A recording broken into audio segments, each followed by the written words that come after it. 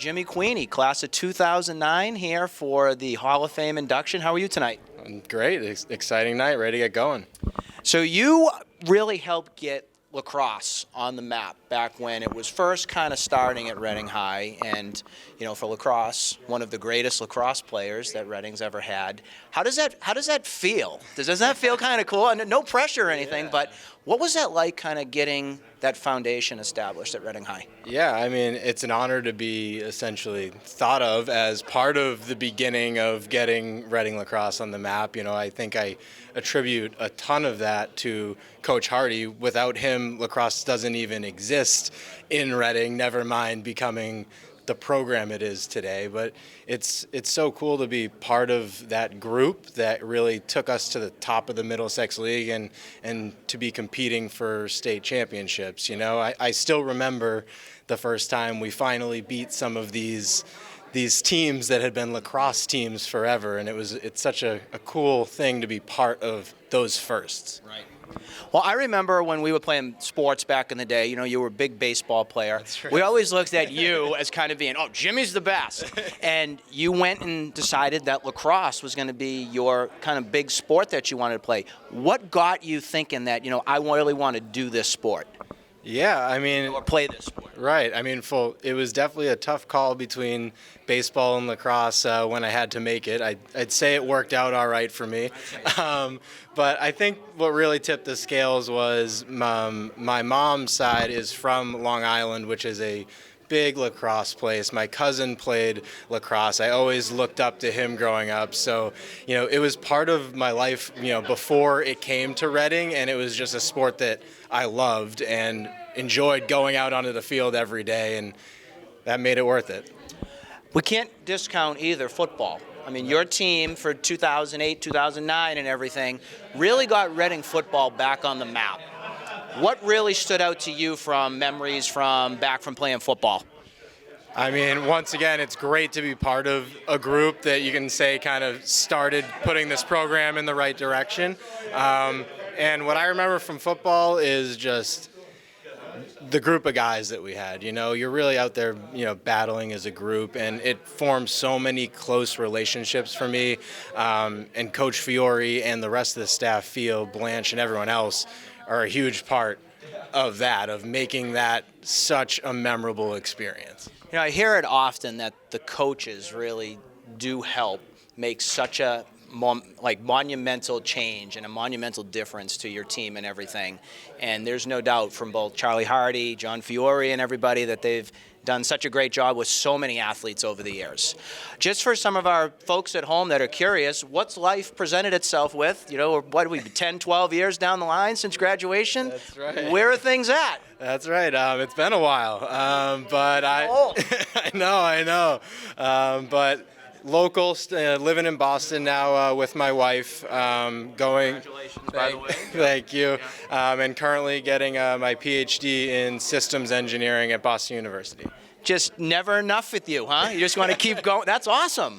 Awesome. Congrats. The more school, the better. There you go. Well, you heard it there from Jimmy Queenie. We congratulate you from behalf of the Hall of Fame, and we hope you have a great rest of the night. Great. Thanks, Nick. Thanks, Jimmy. Man.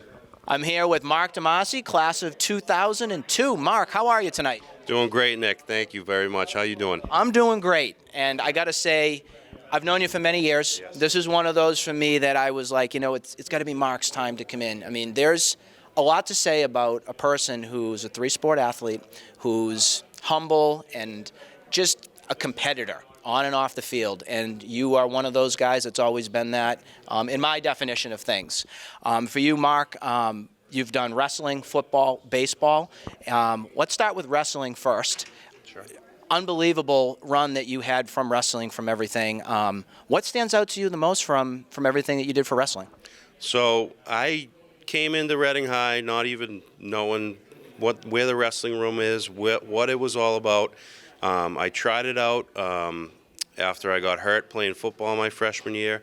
I craved the contact because I missed the whole football season. Tried out wrestling. My dad was a wrestler in high school. He urged me to try, and just loved it. And the thing that I always go back to are Mr. Darren, Coach Nate Thomas, the camaraderie in the wrestling room, just was so important to me. I don't know if I would have done it for 4 years if Coach Darren and Coach Thomas and the guys in the wrestling room weren't who they were, and just take so much through life and through other sports that I learned from wrestling. So That's just a beautiful story. Oh, thanks. And then you have football. So tell everybody, what were your positions? What was it like to be a part of a championship-style football team? It was unbelievable. We won the Super Bowl. It was a little different setup back then. In 2000, it was unbelievable, though. We were underdogs big time, starting off the season, then going into the Super Bowl, and we just defied the odds everywhere across the whole season. So that was great. I played strong safety, and then I started the season as a tailback.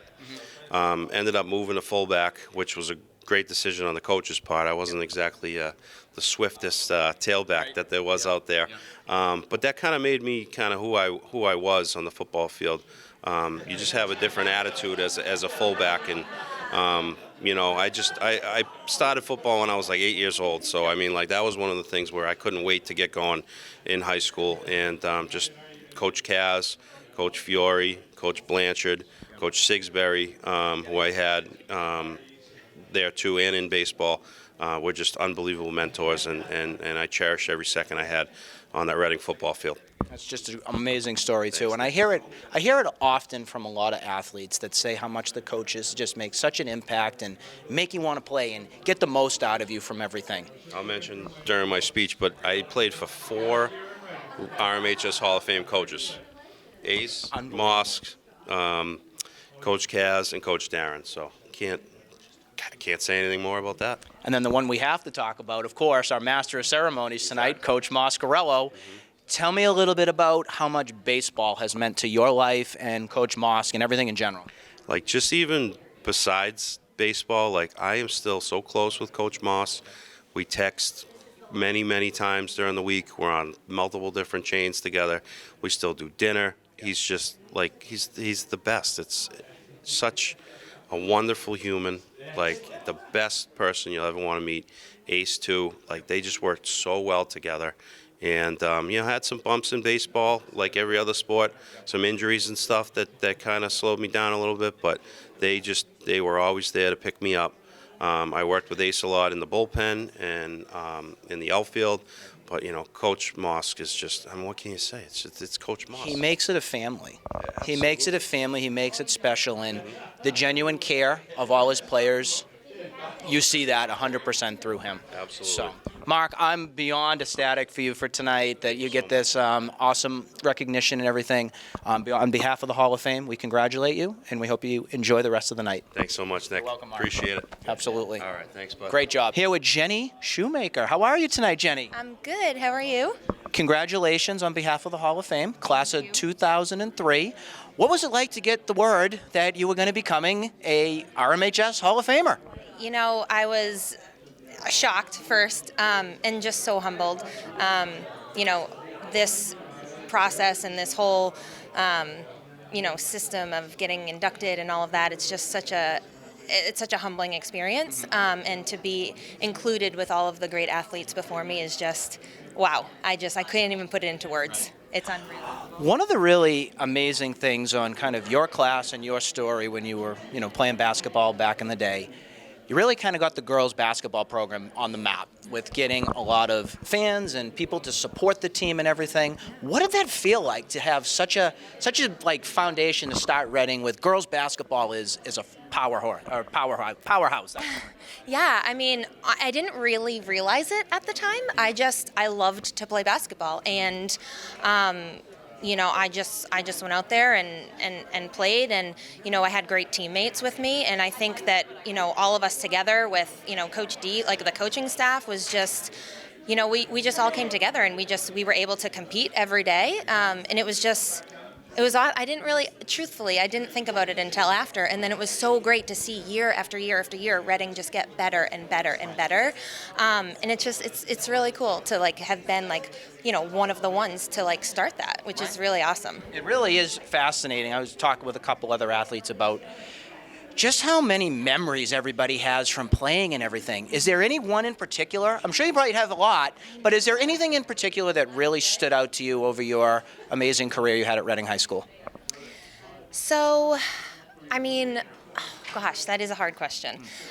Because when I think back, especially, when I was looking through the pictures and all the albums that we have, the videos, I think like the best experience was just, coming together as a team and like pulling out a win. Like we weren't really like, as you said, Reading wasn't a basketball powerhouse, and like going up and competing against Melrose and Lexington, those that were like really powerhouse teams, and we were able to pull out wins because we worked together, we worked hard in practice, and to just be able to go out and do that every single day was, I think about that all the time, and it was awesome. That's amazing. That really is. Yeah. The other thing I wanted to ask too, so now that we're so many years down the line, where has life put itself now? What's up with Jenny now?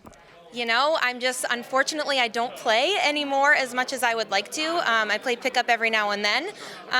But yeah, I live local. I work for a consulting firm, and my younger brother, he played basketball, so I was able to kind of live vicariously. Runs in the family and everything, Exactly. right? Yeah, I was able to watch him in college, which was so awesome. Yeah. That's awesome. Well, on behalf of the Hall of Fame, we congratulate you, very much. and we hope you have a great rest of your night. Thank you. Thanks you too. so much. Thanks. Here with Mike Losey, class of 2008. My class as well, too. So this is really cool to be able to see the hockey team and yourself and everything go into the Hall of Fame tonight. How you doing, Mike? I'm doing well, Nick. It's great to see you. Great to see you, too. It's going to be a fun night. I'm excited. So I have a cool story with you and your sister and everything. So we've known each other for many, many years, but we actually started way back in the day. I was talking to Mom before she came in. Little Friends Preschool back in the day. That's right. In Melrose, yeah. First friend from Reading was you, yeah. That's right. That's right. What's really neat about the whole story on the 2008 team is it was the first public school to win a championship and just become so renowned and so remembered and everything. What was it like to be a part of that team? Yeah, no, it was definitely special to be that first public school. But I think it dates back to even when we were little, going to the games, watching Sean, watching Steve, watching those great teams from the late 90s, early 2000s, and seeing them play and us, painting our face, having the 8, doing the 01867 chants and being a part of it at that young age. I think that even made it way more special because we grew up and that's all we really wanted to do. We idolized everybody, right? Exactly, and it was like a whole town commitment, and it was just a wonderful thing that we were in every year, right? So when it became our year, it was like, it was just, it was the icing on the cake, being a senior and with that group and knowing how much it meant to everyone in the town and every player. So it was very special. Probably just like you. I have so many memories of going to the Garden and going to Songus Arena, or wherever the heck we were playing and stuff. The community support that came around with this team, I'd never seen anything like that before. Even going from all these current teams and everything. What made that team so dominant and such a force that nobody could mess with you guys? Yeah. We had a lot of great senior leadership. We had a heavy senior team. I think it was about 12 seniors maybe that year, which was great. Wire, junior goalie, he was incredible. I think having that strong bond of experiencing defeat in those Super 8 games up to that point, and a lot of guys had several years on the team. 4 of us were on the team for 4 years, Pat, Dawes, Gary, myself. And, seeing those experiences where we lost and we got so close, I think it was just meant to be, I think, to get back and we had the right team, right? We had everyone, all the pieces fit perfectly, and it was the right guys, those 23 guys. Your line, so yourself, Pat Kiley, who's going into the Hall of Fame as well tonight, and Rob Kozlowski. In my eyes, for the best 3 on a line or everything like that, I don't know who could compare to something like that. Like, for how great you guys were and that anchor to establish that threat for your opponent. That was amazing. The other thing that stood out to me was just defense-wise. Defense, and that even includes Jeff Wire. Yep. There were many, many times where you looked at the game from afar and you just said, this team is just a force to reckon with because, like you said, you have so many players on your team contributing and being a complete unit and gelling together. Many of you guys also, I'm assuming, were friends off the ice as well, too? Yeah, we were. I think that's what made it so easy, right? We complemented each other. I think, regards to Pat, Toss, and myself, we all had different styles, and they just worked together, right? It just fit perfectly. And then defensively, absolutely, we had really strong stay-at-home D, and we also had D that could carry the puck and lead the rush up, lead the power play. I mean, you had Garrett, who was, he quarterbacked behind the net, rushed, got the rush got. That's why we had so many power play goals. And Jeff Wire was phenomenal. I mean, I don't think I can't think of a better public school goalie ever. I mean, he was phenomenal throughout the whole year, and I know sometimes the three of us got a little, because the goals, you get points, everyone likes to see that. But if you look at his numbers, I mean, I'd put him up against anyone, and it was just a phenomenal group. I mean, across the board, everyone contributed, and we were very fortunate. It was very special. Looking back on everything, is there a particular moment or a time where you're like, this is amazing, I'm always going to remember this group?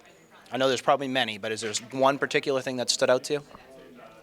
Yeah, I think after we won, maybe in the locker room, because it's kind of bittersweet in a way, because the season's over. Right.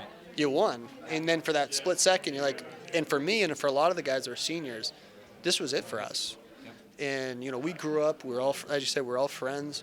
You get to do stuff. You get to play mites, squirts, peewees, and you play all these different leagues and tournaments over the years together. And there is a little level of uncertainty. You just didn't want to end. Yeah, you don't want it to end, and we made it go as far as we could, right? So, which is wonderful. But it was a very special moment, I think, for all of us to be able to enjoy it and celebrate. And if you have to graduate and you have to, if it has to end, what better way than way this? to go out, right? Exactly. Go out on top. So. Where has life presented itself after, the hockey team? I know you went to school and everything, so some of our folks at home may not know what you did after high school, and just kind of give the little bit of the life story on what's gone on with Mike Losey. Absolutely. So after high school, did a PG year at Phillips Andover. Okay. Then went up to Bowdoin, got to play hockey with Taz, which was wonderful. Yep. And my twin sister Dominique. Reunited, right? Yeah. 1 year apart for Dominique and Taz, then we all got to be at Bowdoin together. Yep. Then I actually went to law school at Suffolk Law and graduated a couple years ago, so I've been an attorney for a couple years. And my wife and I, we live in Wakefield now. Wonderful. Yeah, not too far nice away. And local and everything, so you stay right around here. Well, Mike, congratulations. Very, very, very thrilled for you, for everything, for the team meant to not just, the school and everything, but for the community. So on behalf of the Hall, we congratulate you, and we hope you have a great rest of the night. I just want to say something. You were so good to us all those years. Thank you. I mean that. Thank you were so supportive, and it was fun, Mike. It was. I could tell you enjoyed it. It was cool to do something different, getting broadcasting and everything on the road, and getting a police escort back to the garden, awesome, yeah. Handing the mic off from the bus and everything. That was actually my first time doing interviews and stuff from it. But I'll always remember that because it was so fun and different, and everybody just got around it and supported. It was so cool. I appreciate everything. Thanks, Mike. Really, really do appreciate it. You guys meant a lot to me too. So, thanks, Mike. Here with Pete Rittenberg, class of 1979. How are you tonight, Pete? Excellent. Looking forward to a great night. What was it like to get the word when you got that call about being inducted into the Reading High School Athletic Hall of Fame? Well, I can remember I was in an athletic director's meeting with a phone number I didn't recognize, so usually that meant trouble, but in this case it was great news. Right. Yeah. So you were known at Reading High for kind of getting track and everything on the map, for being just an amazing athlete and everything that you did. What made you get into track? Well, I don't give myself credit for putting track on the map. Who I would give, it's interesting. I came in, I was a freshman in fall of 1975. Okay. And, being in the lobby today, there were probably, I was in, track and football. I knew my father was a big track guy. And, was coming off the 75 All-State win for the track team, the 74 Super Bowl. And, I'd seen some Reading track meets. They were having the state meet in the field house, the indoor state meet, so I'd been around it. And I would point to, when you say who set the map, I would point to, if you were a runner, you wanted to be Mark Fallon. Great athlete as well. And he was, I think, 1973. But if you were a sprinter, middle distance guy, you wanted to be Mark Fallon. You were a jumper, you wanted to be Russ Bossback. And when it came to football season, at least what I did, kind of skill position, I never wanted to come off the field, so I wanted to be Ken Hollingsworth. Yeah, there you go. Right? And, so I was in the field house today, and I was looking at my own, but looking at theirs too, and I said, wow, it's humbling, it's affirming, because I did my thing, and there I am up there with them. So What was a really amazing memory when you look back at everything that Reading High School meant and you did from everything there? Is there something in particular that really stood out to you on everything at Reading High School? Well, sport-wise,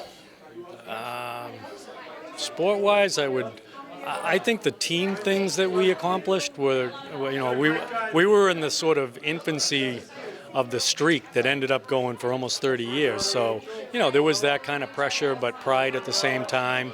And, I certainly had my own accomplishments, but there were so many of us doing 3 sports. Track was maybe you did 2 seasons, maybe you did 1, but there were so many guys that overlap. We had so many just great athletes and team depth, and we had great relay teams. So I think when you were able to consolidate a bunch of good athletes and come up with those performances, that's what really It's the winning formula. Yeah, I mean that's what really stands out to me. And of course Hal Croft was in the center of it. Yeah. Did you get a He chance had to put it on the map? I was going to say, did you get a chance to be a part of the whole new track and the dedication and everything that was there? Absolutely. I was proud to speak. I was one of the speakers. Such a beautiful job. Yeah, I was one of the speakers, and there's so much material to work with. It was a pleasure to do it, and I think that I really enjoyed that day. It was amazing, and he is amazing. The last thing I was going to mention is, so after Reading High School and everything, everybody kind of goes on their own way and does all kinds of amazing things. What does life present with you now? Well, I'm a retired athletic director as of last June, but congratulations. So 30 plus years in public education, teacher, coach, athletic director, and I don't know. I'd say looking back now, the longer I worked at it, the more you understand how precious the high school athletic experience is and how fleeting it can be. Because when you're in it, 4 years can seem like forever, right? When you get on the other end of it, it's like it's just such a go by in a blink, right? Right, it's a small portion of your life, and that was never more evident than the last couple of years with the COVID, and it's just nobody should ever take it for granted, and it's nice to revisit it tonight. What a great My experience. What a great words of wisdom right there for a lot of people, that sometimes they sweat these little things and they don't appreciate these amazing things that are at your fingertips. Yeah. Sometimes you just got to sit back and just say, you know what, this is an amazing journey, an amazing time, And you're able to do something you love with your friends, represent your community. That's what it's all Not about. too often you get to do that. No, you don't. You get out of high school. Well, on behalf of the Hall of Fame, we're so honored that you could be here tonight, and we hope that you have a great rest of the night. Thank you very much. You're very welcome. Appreciate it. Thanks, Good Pete. luck. All right. Here with Dom Losey now from class of 2008. How are you tonight, Dom? I'm great, Nick. Thanks so much. When you got the word that you were going to be inducted into the Reading High Athletic Hall of Fame, what went through your mind? I mean, it was a huge honor. I was really excited. I will say part of me was like, I hate that I have to break this news to Mike. It would be really fun if we were getting inducted at the same time. And then later that day, I found out we were. So it was awesome and made what already would have been such a special night even more special. When you look back at just everything that you did for Reading High School with hockey and everything there, what stood out to you the most about looking back at your time at Reading High School? Was there a particular moment that really was like, this is amazing, or this is really special? I think the jump we made from sophomore year, freshman year, we were okay. I feel like, like around 500, maybe a little bit better. But I just think that next year, the new group that was there, we had a co-op with Linfield and just got some really great players and a really great team culture. And from freshman to sophomore year, we took this huge jump. And I think that really took that program to the next level. And then that became the standard. So that was an amazing year. And, ended the state championship. Didn't go the way we wanted, but was definitely special. And then, we had a really, really hard tragedy to face after that, and I think that really brought us together. Losing Amanda and Scotty was really tough on us, and I think just brought us all together. That was, and I'm really happy that you did mention that. Yes, very, very sad with Scotty and both Amanda and Nadeau. Was that 2007? It was 2006, yeah. Okay. March, yeah. Do you feel that kind of brought everybody together on the team and said, we need to do this something really special for this team Yeah. and really work hard to achieve a goal? Yeah, I mean, Amanda was a huge presence on our team, both on the ice and just was fun. Like, she brought the fun to the locker room, and I think we knew there was going to be a bit of missing that presence every moment we were out there the next year, but it brought our group together in a way that nothing else could have, and I think made us be a bit more vulnerable of a group, and just dedicate a season and have something bigger than ourselves to fight for. Hockey was your claim to fame. You were amazing at that. You also played lacrosse. Yep. What got you into wanting to play lacrosse as well? I know you hear a lot about hockey players, playing lacrosse and everything. Did you enjoy it, number one? And what was it like? Oh, I love lacrosse. Sixth grade was the first year they had it as a program in Reading, and so at the time I was also playing baseball. I liked baseball. I think I was afraid of you every time you pitched. I'm like, I don't want to face Dom. I was afraid. Yeah. You and Jenny both. You were full. Yeah, well, I think because my accuracy wasn't so great. Yeah, probably worried about getting hit. But I think at that time I was into trying this new sport. I was a little bummed I couldn't play on the boys team, but I fell in love. And then when I got to high school, I loved lacrosse. Like, I realized, as much as I was devastated when hockey would end, I loved getting to be with the lacrosse team. And Maggie was one of the best coaches I've had. She made everything so fun. And I remember thinking when I got to college and I played my freshman year, I was like, I loved lacrosse more in high school. I mean, I was a little bit better then, but also just being like what the culture Maggie brought just made it so fun. And it was definitely a big impact, and had a big impact on my decision to want to go into coaching. Looking back on everything, so I've been asking everybody who's come up and done the interview and everything, where has life presented itself now? What are you up to? What happened after high school? Let's give everybody the scoop. Sure. So after high school, I went on to go to Bowdoin College. Had the opportunity to play hockey there for 4 years. It was incredible. And then after that, went on to coach for the next 9 years. Coached at Trinity as an assistant, then back at Bowdoin for 3 years as an assistant, and then finally at UMass Boston for another 3 years as the head coach. Then got through COVID and realized maybe it was time for a change. Not that I didn't stop loving it, but that's all I've done. So I now live in Maine and working back at Bowdoin, but this time in alumni relations. So How do you like that? I love it. You just can't stay away, right? Yeah, third time's the charm, right? But it's been awesome. I have a great team to work with, and obviously care about the school so much. But I've been really enjoying the work, and it's a new challenge, and been really great so far. That's amazing. Just what a story from going from high school, going to Bowdoin, going to UMass, doing all these different things, Trinity as well. That's amazing. That is simply amazing.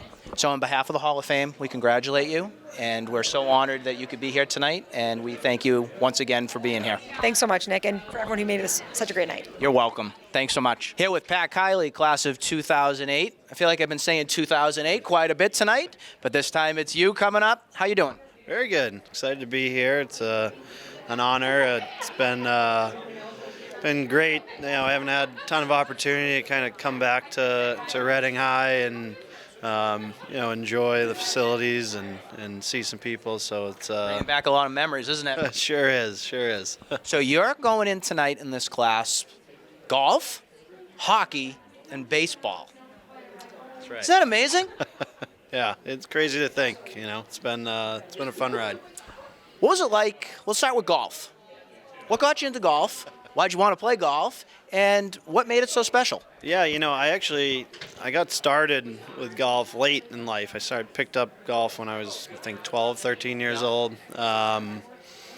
And it wasn't really good. It's I still say to this day, hardest sport of all the sports that I've played. And, Out of your control, right? Yeah, exactly. And, I was freshman year and tryouts were at Meadowbrook, and, I had golfed a little bit, and my dad was like, hey, why don't you go try out for the golf team? I was like, sure, give it a try, and, found my way onto the team, and, ended up kind of being my ticket in to kind of really enjoying golf and starting to kind of fine-tune my skills around it. And now it's something that I'm, try and play golf as much as I can. 2 little kids now. Enjoying it. Yeah, so don't get out as much as I'd like to, but it's definitely a sport that I enjoy now a little bit more than I even did then. So, yeah.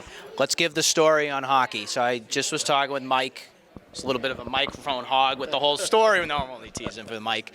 It was an incredible team. I mean, you were a part of the team. Was it 4 years and everything? Yep. Yeah. What was it like to be a part of the 2008 team? What did it mean to you?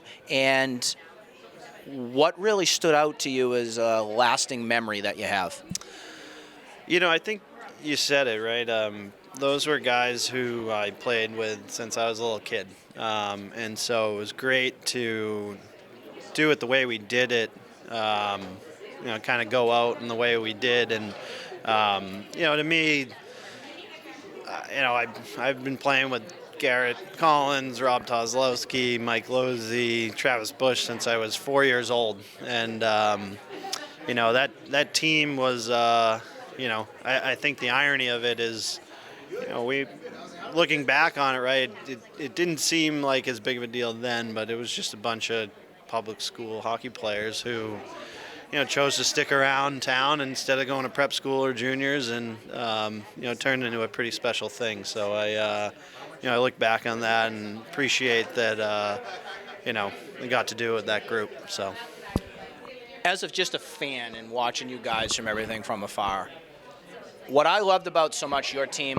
which made you guys different, is the jive that you had. You could sense everybody was great friends with one another. You were in sync. You wanted to play with each other and give it your all. Yeah. I mean, looking at how history presented itself, public schools winning a Super 8, that never had happened before. Right. Yeah. It's, making my memory work here. I think looking back on it, one thing that I remember was that people really wanted to win and knew that we had a good opportunity to win. We were a group that, had a good older core and had been around the block a few times and had played in the Super 8 and had won a Middlesex League championship. And so I think going into senior year, there was a little bit of confidence and swagger to think like, hey, you could do this. If we put together a good season, it's nothing to say that we can't go all the way. So, Last sport we want to mention, that's baseball. That's what I know you from back in our Astros days and winning all those championships there. What stood out to you the most from Reading High with baseball? Was there a memory or something that really you remember from back in the day? Yeah, I think when I think of baseball, not all unlike hockey, but baseball had such a pedigree to it with Coach Mascarello and Scott Ferris and all growing up. They were just, such well-respected coaches, across the league, not just in Reading. And, I think getting to be a part of their teams and learn from them, and they were just such skilled coaches at their trade. And, baseball was something that, I played baseball my whole life and played travel, and I feel like in my 4 years there, that was a sport for me that I learned a lot, and well, I think the coaching staff learned a lot about you too, with learning how to bunt and get stuff down the line. And I'll never forget, I don't know if you remember it, but some of the phenomenal catches you would make. I think you jumped over the fence at one point in one of the games and robbed a home run.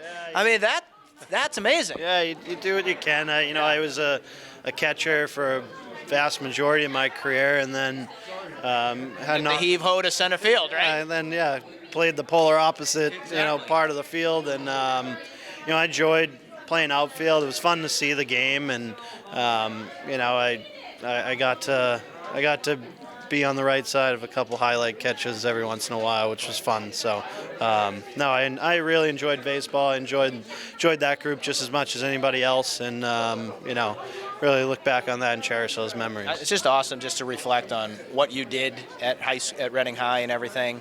On behalf of the Hall, we're so honored that you could be here tonight, and we're hope you enjoy the rest of the night, Pat. Yeah, thank you. I appreciate it. Thanks again. Here with Chris Donegan, class of 1994. How are you tonight, Chris? I'm doing well, thanks.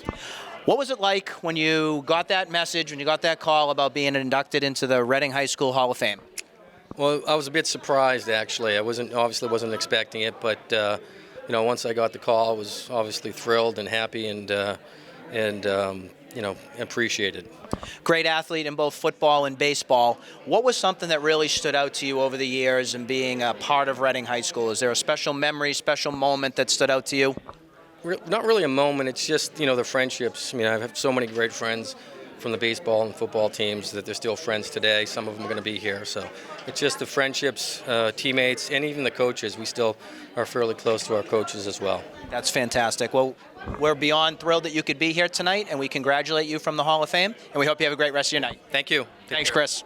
Here with the family of 1964 inductee this evening, Barry Newell. How was everybody tonight? Can you just, we're going to pass the mic down the line, introduce yourself, and just say hi. Hi, I'm Erica Dean, actually, and my dad was Barry Newell, and this is my mom. Hello, I'm Anna Mae Newell, obviously Barry's wife.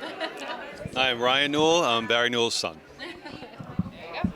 When you got the word that Barry was being inducted into the Hall of Fame, what emotions went through your mind? We were ecstatic. We were so excited that he was being recognized for the incredible athlete that he was. He was an incredible person. He was definitely a gentleman on the field, off the field. He was amazing. So it's pretty awesome to see his picture on the wall this morning. It was great. Same question I had for you too. Same thing. We were all very excited about this. He not only was a wonderful husband, a great father, grandfather, and friend. We were very excited because he was a real Reading Rocket through and through, and it was a culmination of his entire life, and just hearing about it was just very exciting. Yeah. I have to tell all of you a special story about Barry. So about 3 to 5 years ago, a gentleman who had sadly also had just passed away by the name of Paul Romano was somebody who came to my attention. I told him about me being involved with the Hall of Fame and everything, and he said, it would really mean something special if you could get Barry Newell on the map and see if we could get him into the Hall. So when this was getting presented and everything, we were doing the research and everything, and I just wanted to tell you on my behalf, I was flabbergasted at just the amazing statistics and everything that went into putting his bio and everything together. Truly an amazing man. Thank you. Thank you. Thank you so Paul much. Romano was a fantastic man too. Wonderful And person. He was a friend of mine for many years too. He was a friend of ours as well, and this would have meant so much to my father as well. Obviously, he's passed now, and we're happy to accept it in his honor because he deserved it. And Paul Romano, again, I wish he was here to see that he put him here. He did this for my dad, which means a lot to us. Me too. Yeah. How would we like Barry to be remembered? That's my final question I wanted to just mention to you guys. If there's something in particular you want the community to always remember him by?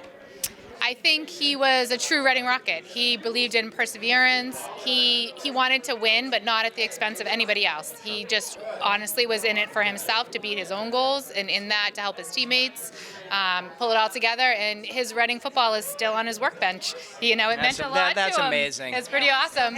Yeah, the Stoneham football from the Thanksgiving game is still proud on his bench, for all the years of his life after Reading High School. So it meant everything to him. That is so amazing. Does anybody have any final words they wanted to mention for Barry for this evening? So we're so excited that he is finally, in the Hall of Fame, and he deserves it. We feel it. We love it. Appreciate it. And Thank you. appreciate it so much. Thank you so much. Thank you. And the reason why you probably hadn't heard of him before, he was just a very humble person. And he did not go out and self-promote, and it was one of those things that, like, at the time, he was the big guy on campus, like it says. And, it took friends coming together and saying that he should be in this Hall of Fame. So we're very excited and happy. Hey, one more thing. He was a gentleman athlete, and that's something else in itself. Yeah. He was an athlete that was a gentleman all the way through and through. Yeah. You know what's special about the Hall is that when you can go back and you can find those players that were humble and didn't really do, the PR kind of push to get everything in, it makes it even more special. So I'm so honored you could all be here tonight. Barry's shining up there, and he's so happy from it. So on behalf of the Hall, we're so thrilled that you could be here, and we hope you have a great rest of your night. Thank you. Here with Meredith Gent, class of 2007. How are you tonight? I'm doing well, thanks. How are you? What was it like to get that call that you were going to be inducted into the Reading High School Athletic Hall of Fame? It was funny. So it came from a teammate of mine, Cara Minjin, is on the committee, We played basketball together. I thought, I'm like, this would be like kind of a strange joke to make, but I'm like, I just wasn't quite sure. She is the type who would make a joke out of that. So it took a second to kind of vet it out and make sure she was serious. But yeah, really exciting. You were one of the premier kind of beginning players of getting volleyball. Really, that recognition at Reading High School that it really has been amazing to see. What was it like to be a part of a program that was just kind of getting itself into being such a dominant force that it is today? Yeah, it was really fun to be a part of. I credit it to the coach who came in when I came in. He was only there for 4 years, Andrew Vaselli. His 4 years were my 4 years, and I consider myself so fortunate on that front. He ran an incredible program at St. John's Prep and brought his coaching philosophy to Reading, which I think his impact is there to this day. Really turned it around and built it from the ground up, and to go from making the tournament for the first time my freshman year to going to the North Final and winning the league twice, I give him all the credit in the world for it, and it was a really fun ride. And then you also were a basketball player as well. Tell us a little bit about what that was like. So I think Kim Penny and Jim DeBenedictis, they need no introduction in these circles. They ran an incredible program. I was really lucky to be a part of it.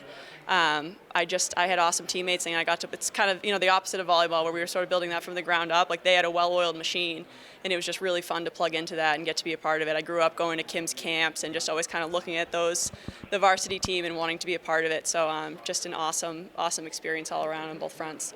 That's tremendous. What has life presented after Reading High School? So where have you been? What's been going on? Where have I been? I went to Providence College. I lived in Boston for a number of years, and I'm now in Andover, not far from here, with my husband and 2-year-old daughter.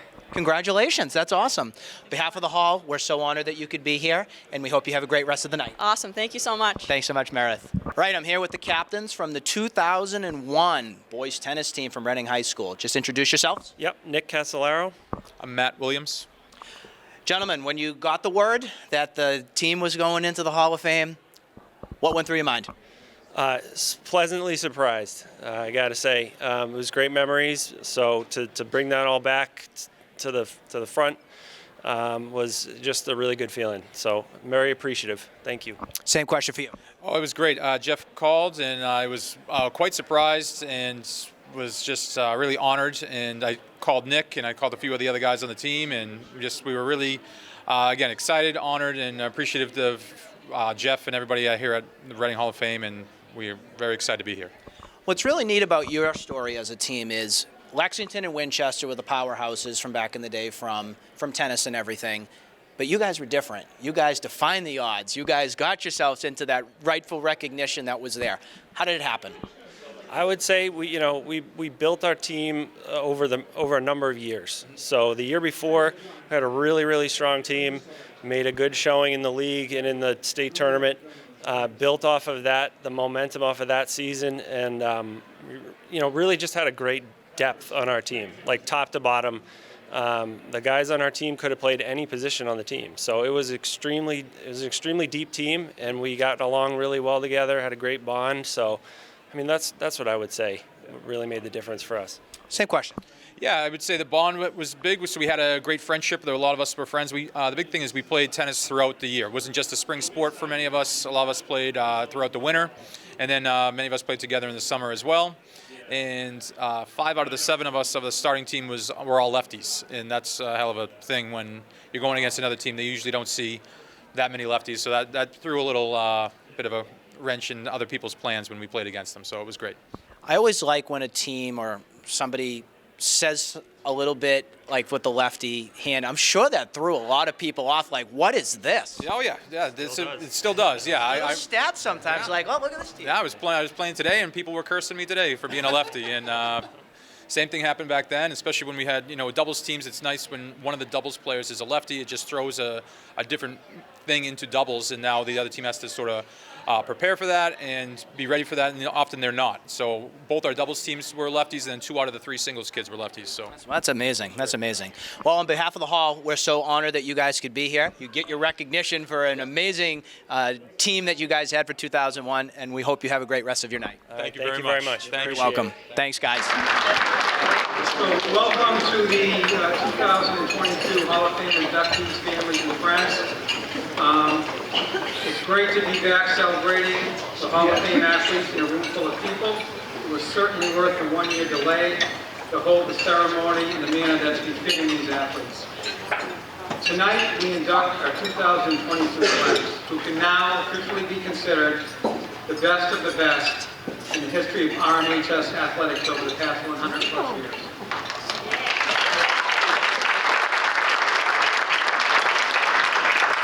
I like to say this isn't the Hall of Good, it's the Hall of Elite.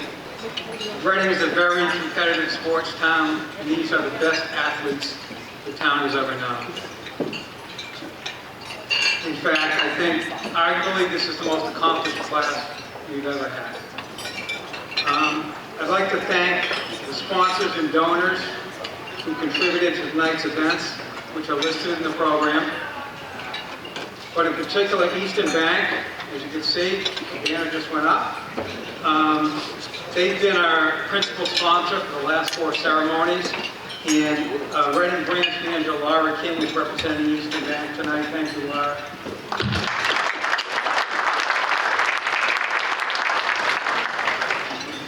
We're also lucky to have Pete Moscarello, a member of our Hall of Fame, as our MC again tonight. Pete is the reason I have slept soundly at night for the last 3 months. And that's no joke. Knowing that he's here tonight, we're incapable of this. The sincerity, humor, and personal touch that Pete brings to the ceremony enhances the experience for all in attendance. Thanks a lot, Pete.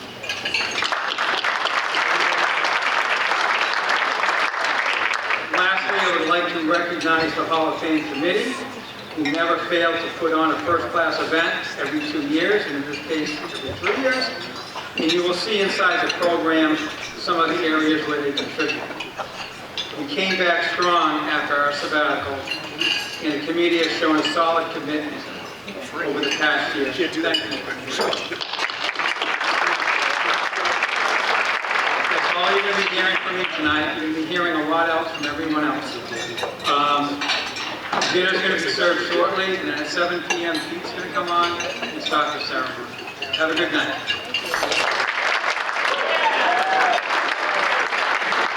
Well, that's great, because this will be a terrific night as our Hall of Fame committee has put together a terrific program that you will all get to meet some of Reading Memorial High School's greatest all-time athletes and teams.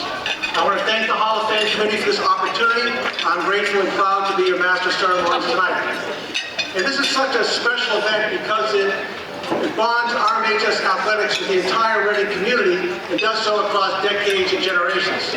I think few towns, if any, have the athletic legacy and the school-community connection that we enjoy in our town. So tonight we honor 9 exceptional athletes and 2 amazing teams.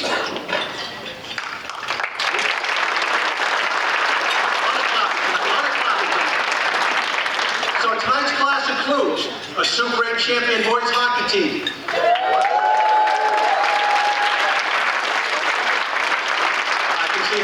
tonight. Also, the first boys tennis team to win a Middlesex League title. Individual athletes who starred in multiple sports. Others who set school records that still stand today. Our first volleyball and lacrosse inductees. And remarkable student athletes who performed at the highest level in the classroom as well as in their sports. Now, the way the ceremony works is I will introduce each inductee briefly, and then we'll watch a beautiful video that depicts the athlete or the team's career and accomplishments. Next, the honoree will come to the stage for his or her acceptance speech. Each individual inductee will receive a beautiful framed award and a commemorative Hall of Fame coin. Now, Athletic Director Mr. Zay will show us that right now.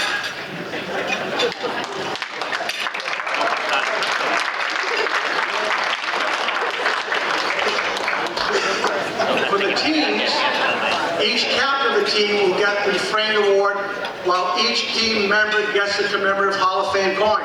How's that sound? Now, all the videos you see tonight will be available on YouTube starting next week. Just search for Scott Losinger, RMHS, or Jeff Pierce, RMHS. You can get tonight's videos and videos from the previous ceremonies as well. And finally, the plaque for each team and each individual has already been permanently installed on the Wall of Fame in the Walter Hawks Fieldhouse for current and future generations to enjoy. All right, so one more important thing before we end. I know you've all noticed the stunning cover on tonight's program. That is to pay tribute to the new Vietnam War Veterans Memorial that was dedicated at RMHS on this past Veterans Day. The memorial honors all who served in Vietnam, and especially the 7 RMHS students who gave their lives while serving our country. On the same day, the outdoor track at Reading High was named in honor of Mr. Hal Croft.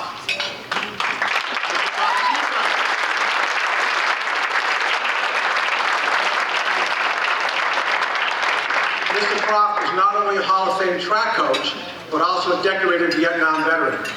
So the track will be forever known as the Hal Croft track. Congratulations, Mr. Croft, and thank you and all veterans for your service. All right, so now it's time to introduce Reading Memorial High School's Athletic Hall of Fame class of 2022. All right, here we go. So speaking of track, the RMHS track program has had a 50-year reign of supremacy, including a 29-year unbeaten streak by the boys' spring track teams under the guidance of Mr. Croft. But one cannot tell the story of Reading track without examining the career of one of its central figures, Pete Rittenberg. Pete was also an all-league football player, dominated in a dozen events in track and field, indoor and outdoor. He used his intelligence, his physical ability, and his mental toughness to consistently beat the competition. And after an incredible collegiate career at Harvard, he came back to RMHS as an outstanding teacher and coach. The boys of 79 want to congratulate our friend and classmate Pete Rittenberg on his induction into the RMHS Athletic Hall of Fame.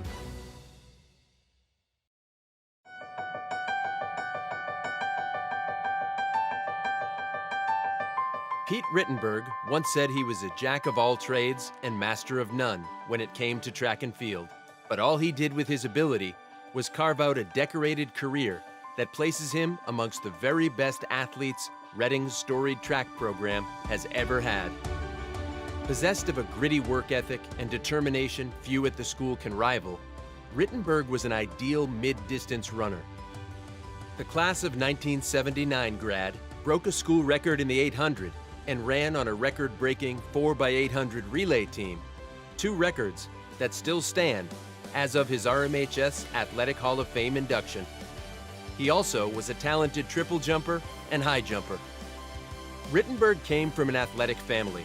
His father, Bob, was a star hurdler and jumper for Harvard in the mid-1950s.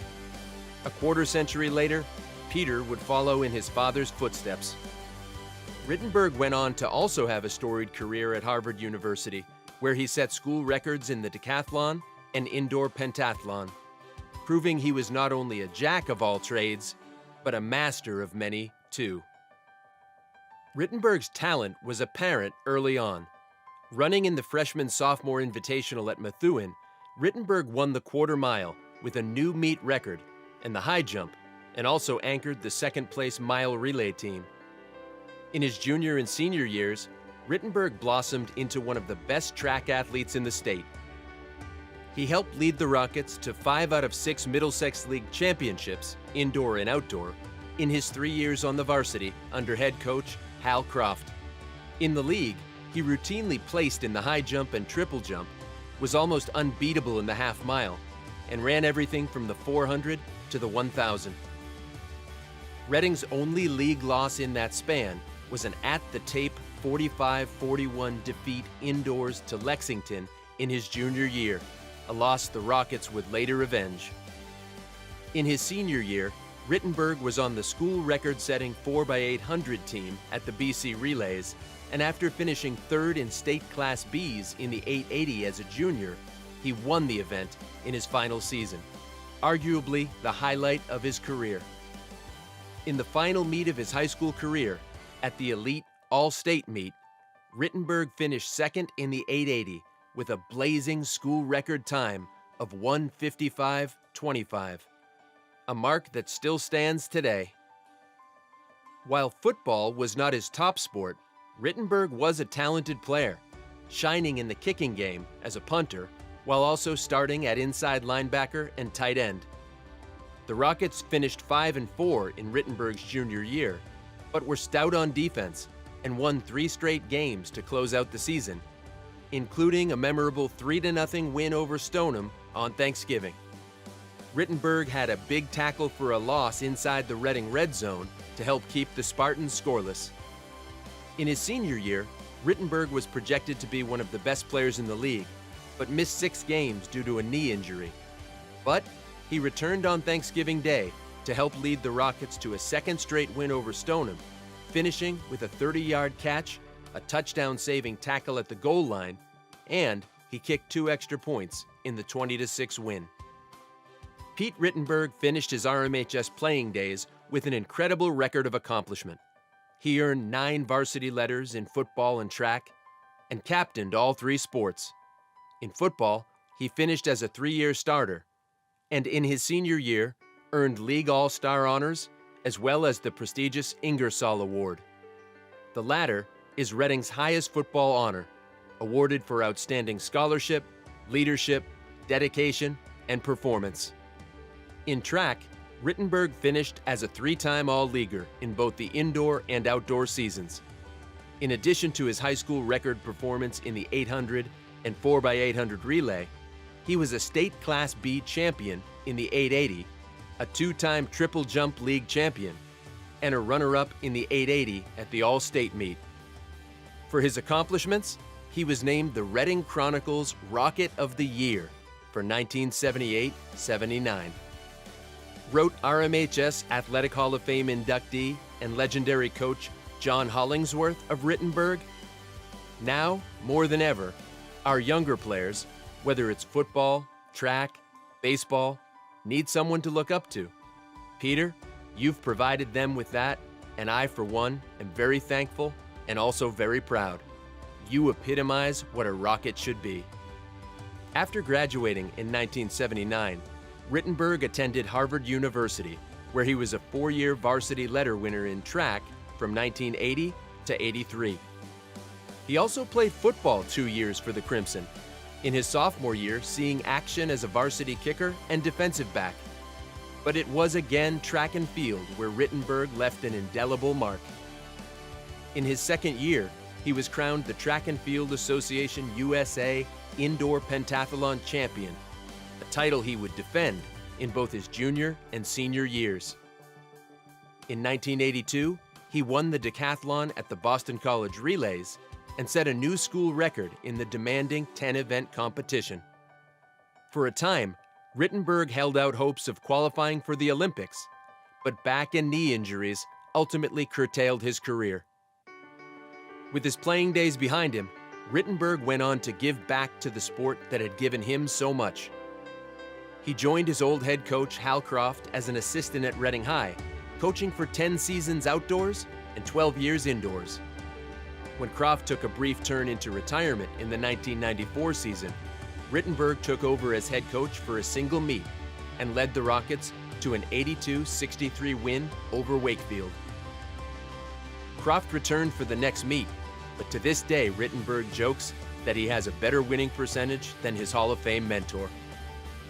Rittenberg also served as a popular English teacher at Reading High. Later, he took a job at Brookline High and ultimately became that school's athletic director. For his record-breaking exploits on the track, his accomplishments on the football field, and his decades of service leading and teaching future generations of young men and women on and off the field of competition, the RMHS Athletic Hall of Fame welcomes Pete Rittenberg into its ranks.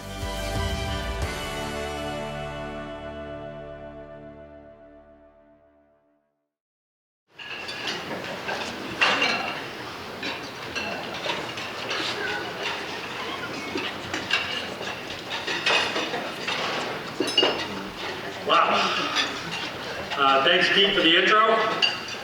To Jeff and the Hall of Fame committee for the selection. Thanks to Scott, Mike, and Brian for that video, which we got to see over and over. Thank you. I do appreciate the reminder that I was once able to get to the finish line in under 2 minutes. That will not happen tonight. Congrats to all other inductees and teams. I'm extremely proud to be part of this year's extraordinary group and to join former inductees, including my sister Claire, who was in the hall as a member of the 82 girls track team. So pleased to have my family present. Over here, my RMHS gymnast sister Ann and her RMHS trackster husband Anthony, my RMHS trackster gymnast sister Claire, my RMHS trackster wife Sue, and my UVM trackster son Liam. Love you guys.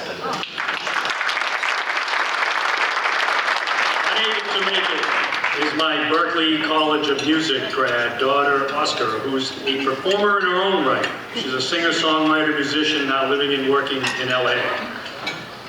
Filling out my tables are, we heard, Hall of Fame Coach Hal Croft, along with numerous RMHS classmates, teammates, and friends. So shout out to tables 8 and 18. I'm sad to be missing members of my family who passed away, including my brother Phil, with whom I shared 3 track seasons, 2 Middlesex League championships, and the spring '79 state relay title. Also my parents, Mimi and Bob, who provided endless love and encouragement for my siblings and me, and who also supported all of RMHS athletics as active members of the Reading Boosters Club from 1975 to 1984. My parents moved to Reading in the spring of 1967. Looking back, it took only a few short years for the fates to begin weaving my rocket future. One such thread was spun out in plain neighborhood sight, while another would only be revealed to me decades later. We lived at 26 Woodward Ave, and directly across the street at number 27 lived the 8 Dunn girls. Mae Dunn was our babysitter, and she had a boyfriend who was a 3-sport athlete at Reading High. He and I shared the same first name, as well as a love of sports. That boyfriend, now Mae's husband, of course, tonight's MC. Having the good fortune to know Pete Moscarello in my earliest Reading days made me want nothing more than to wear a Rocket uniform when I got to high school. He was my first personal connection to a Reading High student athlete, and even when I was very young, Pete was always accessible, with a ready smile and a great sense of humor. I have a wonderful memory of coming home after Pup Warner practice one night, being invited over to the Dunns because Pete Moss was in the house. I showed up wearing my full practice uniform, helmet and all, and the next thing I knew, Pete was taking the opportunity to demonstrate a complete catalog of football penalties for me, or more accurately, on me. So there I was, my 10-year-old self, being manhandled in the Dunn's living room and thinking, wow, how completely awesome. I was encroached upon, face masked, held, horse collared, hit from behind, and otherwise personally fouled in every gridiron fashion you can imagine. I was in heaven. When I got to high school, Pete was my homeroom teacher and later in life a valued teaching and coaching colleague. Fast forward to tonight, and he introduces me into the Hall of Fame. Perfect. Flashback again to the old neighborhood and the unspooling of fates. In February 1970, there was a terrible house fire just around the corner on High Street. I was not quite 9 years old. I stood in the cold and watched that house swallowed up in nighttime flames. The next day, we learned that Mrs. Carroll, a teacher at Parker Junior High, tragically perished in the blaze. What I did not find out until maybe 25 years later is that the permanent sub hired to replace her for the remainder of the 69-70 school year was a certain young Villanova grad and Vietnam Marine vet. The next school year in 70-71, he moved up to RMHS as a full-time English teacher and track coach. The rest is Reading High, track history, and with that, much of my own personal history. Hal Croft was and is one of a kind. He's a force of nature, unparalleled teacher and coach. We actually weren't allowed to call him coach. He was Mr. Croft, and he was insistent on defying stereotypes. For me, he was like a third parent. I would not be in a lot of places in my life without his presence, and I remain amazed by that twist of February fate more than 50 years ago that ultimately intersected our lives. On the track, Hal had us prepared physically and psychologically at all times. Physical workouts were legendary. 16 quarters comes first to mind. But more memorable was the psychology. We were taught all season to be confident in our training, but never allowed to believe it was enough. Outside forces were certain to intervene.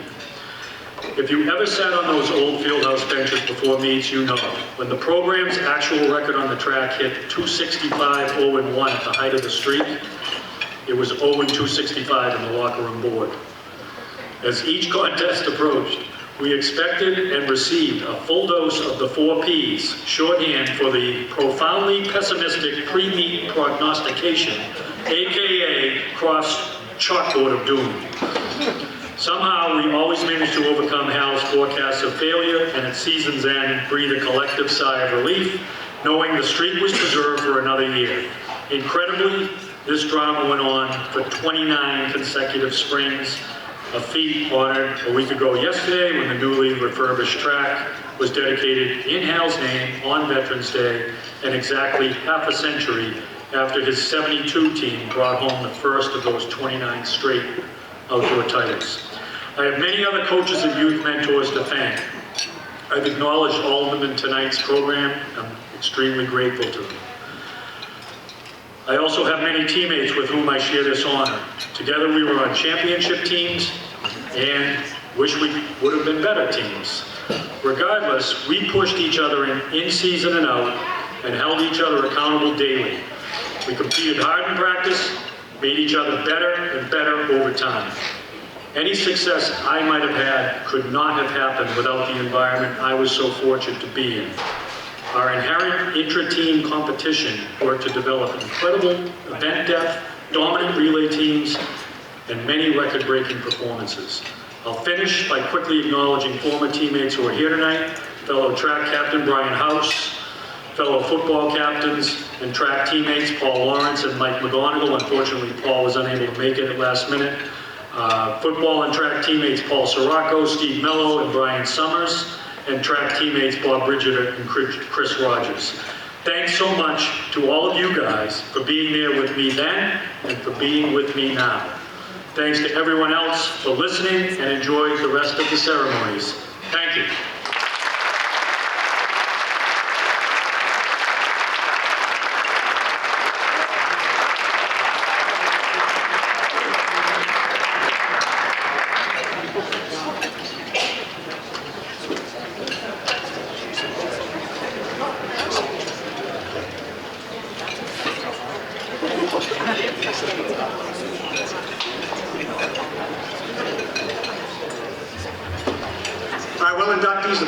Set high, just articulate, eloquent, heartfelt speech by Pete. Congratulations, and thank you for the kind personal notes. So I have a message from your babysitter and her boyfriend. We wanted to say to Pete and to Ann and Claire, anyone who has known your family thinks so fondly of the Rittenbergs, and especially thinks your mom and dad were wonderful people.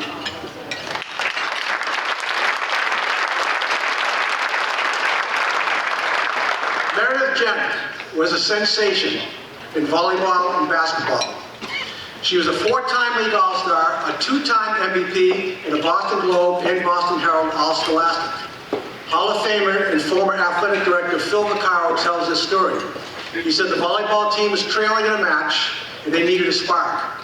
During the timeout, Meredith said to her teammates something to the effect of, "Just set me up, I'll take care of it." Now, Meredith can tell us if that was accurate or not, but what we do know for certain is that Meredith was a fierce competitor and strong leader who came through for her team in countless key situations. One-on-One Consulting would like to congratulate Meredith Gent on her induction into the RMHS Athletic Hall of Fame.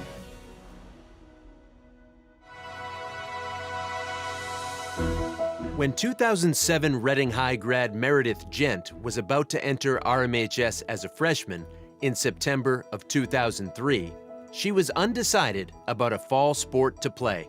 Then, following a conversation with Megan O'Keefe, the captain of the volleyball team, the tall and athletic Gent decided to give the sport a try. no one could have imagined that after her 4 years were completed, she would have a career that eventually led to Meredith being the first volleyball player to be inducted into the RMHS Athletic Hall of Fame. The volleyball program at Reading was still a young one that had met with minimal success. In his first year in Reading, Coach Andrew Vaselli knew he had something special in the lanky freshman.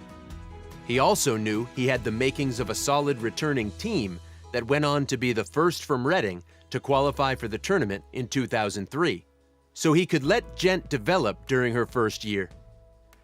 Over the course of her high school career, Gent grew to be a powerful 6-foot middle and outside hitter who could dominate games with kills, blocks, and serves. In Gent's sophomore season, the Rockets defeated perennial Middlesex League and Division II power Melrose in the final game of the year to grab a share of the program's first league title. Gent led the way in that game with 15 kills, as Reading went on to finish the regular season at 18-2 and get a number 2 seed in the Division II North Tournament. After defeating Concord Carlisle in the first round game, Reading ran into Melrose again, and this time the Red Raiders came out on top. In her junior campaign, they had a 13-7 record during the regular season, but after having been moved up to Division I, Reading dropped its tournament opener on the road to Merrimack Valley Conference champ Chelmsford in 4 very close games. During Gent's senior season in the fall of 2006, the Rockets captured their first outright Middlesex League title, getting past arch-rival Melrose in the standings. In a tense back-and-forth final game against the Red Raiders to determine the crown, Meredith sparked the Rockets to overcome a 2-game deficit to win 3-2. Her stellar play, including 24 kills over the 5-game match, prompted Melrose coach Scott Selly to give her high praise. "They earned it," he said. "They had the one player on the floor who could take a match over by herself, and she did." The Rockets went on to win their first 2 Division I North tournament games over Medford and Billerica to get to 17-2 on the season. But in the Division I finals, they lost to an always powerful Andover team 3-1 in 4 close games. Gent led the team in kills throughout the season and in the tournament, but always had her best efforts in the biggest matches. During her 3 varsity seasons, Reading won 49 matches against 14 losses. In her 4 years playing volleyball, Gent was a team captain her junior and senior years, and was a Middlesex League All-Star during all 3 of her varsity seasons. In that final year, she finished with an eye-opening 276 kills that helped her become the Middlesex League MVP. She was also named the Player of the Year in the North Shore League that included 6 teams from the Middlesex and 6 from the Cape Ann League. Meredith won the Daily Times Chronicle Player of the Year award for volleyball, and she was also named a Boston Globe and Boston Herald All-Scholastic. In the winter months, Gent was a key contributor to a strong Reading girls basketball program under RMHS Hall of Fame coach Kim Penny. A 4-year letter winner and co-captain her senior year, she gave the Rockets an athletic big who could score, rebound, and defend. The Rockets completed a fine 16-6 season her senior year and defeated Brighton in the tournament before bowing out to a very tough Masconomet team. In all 4 seasons that Gent was a member of the team, they won 59 games against 27 losses and qualified for the tournament each year. Meredith scored 471 career points, with 413 coming in her junior and senior years. Gent was also named a Middlesex League All-Star during her senior campaign. Coach Penny described Gent this way: "Meredith was one of the most talented rebounders I have ever coached. She was a pleasure to coach because she was a committed athlete who always gave her best effort with a positive, coachable attitude. Whatever court she was on, volleyball or basketball, Gent was a leader and hard worker who always gave everything she had. She won 7 varsity letters in her 2 sports, was a 4-time Middlesex League All-Star, 3-time captain, 2-time Middlesex League champion, and was also a fine student who achieved Merit Scholar finalist status in the classroom. Upon graduation from RMHS, she went on to Division I Providence College to play volleyball for 3 of her 4 years there. Today, she is married, a proud mom, and lives in Andover while working in the field of technology sales. The Reading Athletic Hall of Fame welcomes Meredith Gent into its Hall of Fame class for 2022.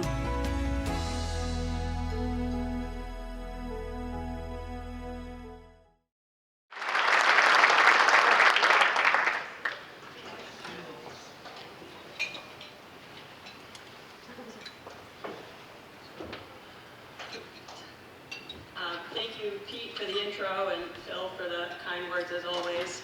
My memory of that Melrose game and the moment you talk about might have been a little bit more profanity-laced than we remember it, but I appreciate the edited version.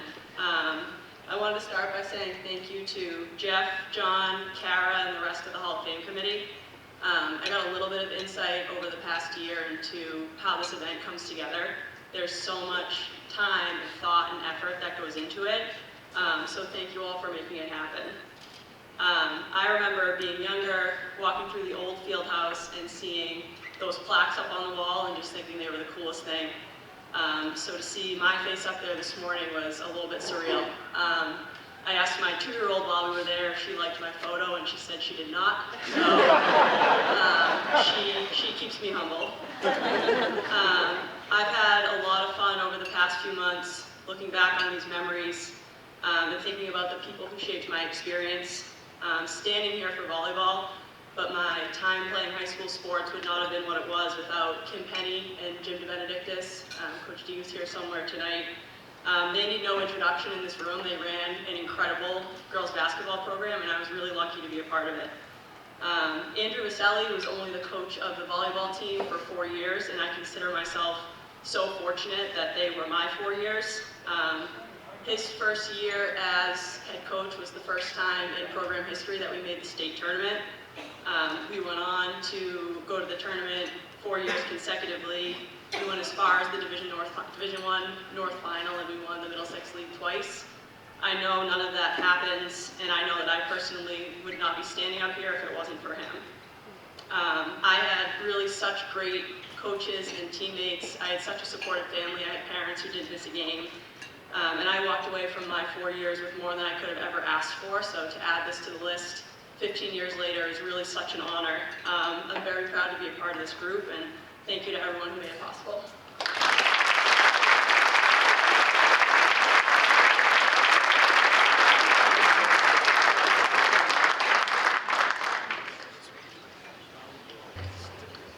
Well, you know, we know these inductees when they're kids, and then they grow up and they turn into these magnificent young men and women with such poise and grace and eloquence. Congratulations, Meredith. And some of you may know that Meredith has parents and uncles and aunts and cousins who are all prominent RMHS athletes. We know them as Gents and Dwyers and Diamonds. Congratulations.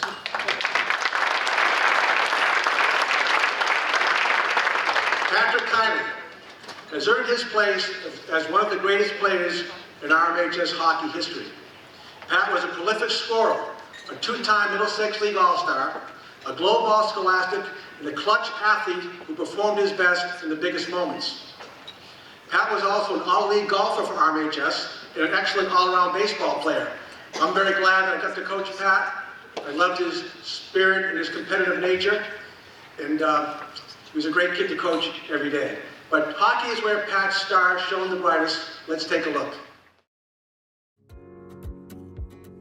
The Friends of Reading Hockey would like to congratulate Pat Kiley on his induction into the Reading Memorial High School Athletic Hall of Fame.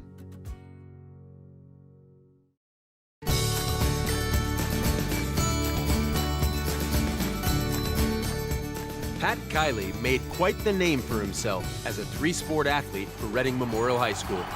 He excelled in hockey, golf, and baseball while being an essential part of championship teams and gathering all-star and all-scholastic recognition along the way. But most notably, he helped lead the 2008 hockey team to the MIAA Super 8 title, becoming the first ever public school to win the championship in the tournament's 18-year history.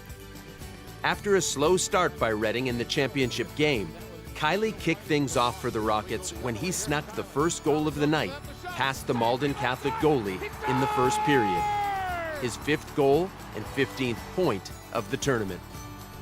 This score shifted the momentum in Reading's favor, and the team went on to win a 3-0 shutout, making history in the process. It wasn't just the final game of the tournament where Kiley's presence was felt. Not only did he lock in 5 goals in the Super 8, he came in clutch with 10 assists as well, including 2 on goals by teammate Rob Tozlowski in the Super 8 championship game to put the game away. There's it, 3-0 Rockets. The achievement was especially sweet for Kiley, who watched his brother and mentor Ryan play in the tournament 10 years earlier, but come up short in his quest for victory.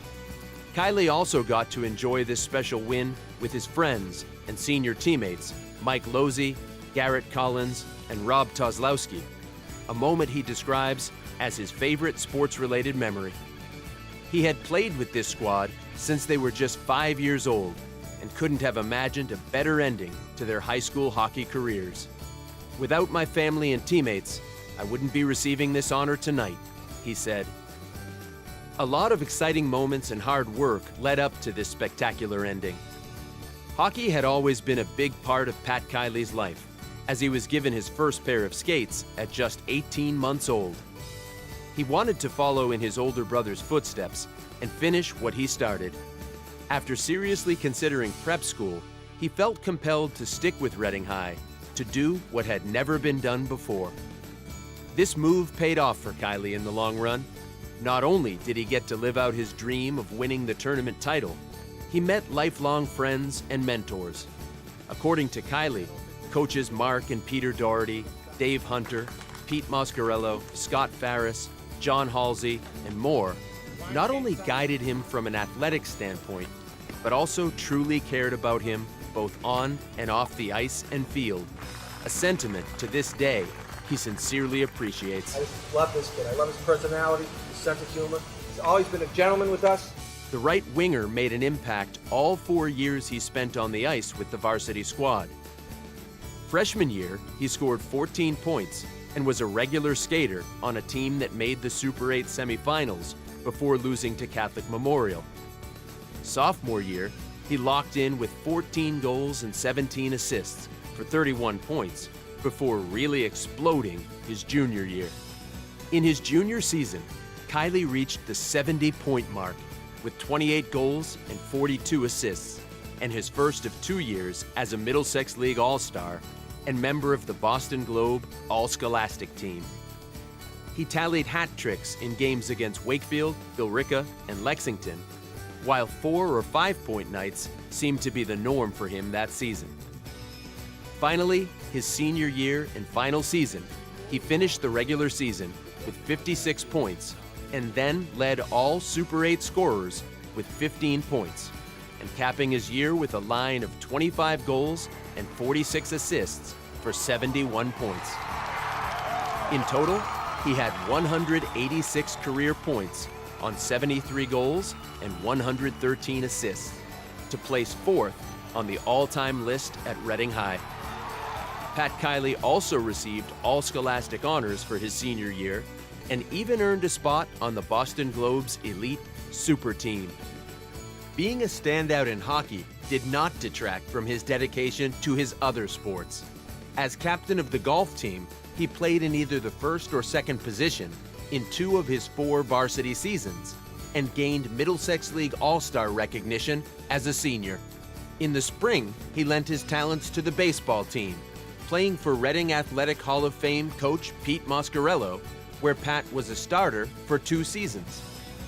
In his junior year, he batted .313 with 20 hits, with 18 runs scored and 6 stolen bases. As a senior, he swiped 9 bases and drove in a career-high 11 runs. In both seasons, he played a brilliant center field with just one error in 66 chances.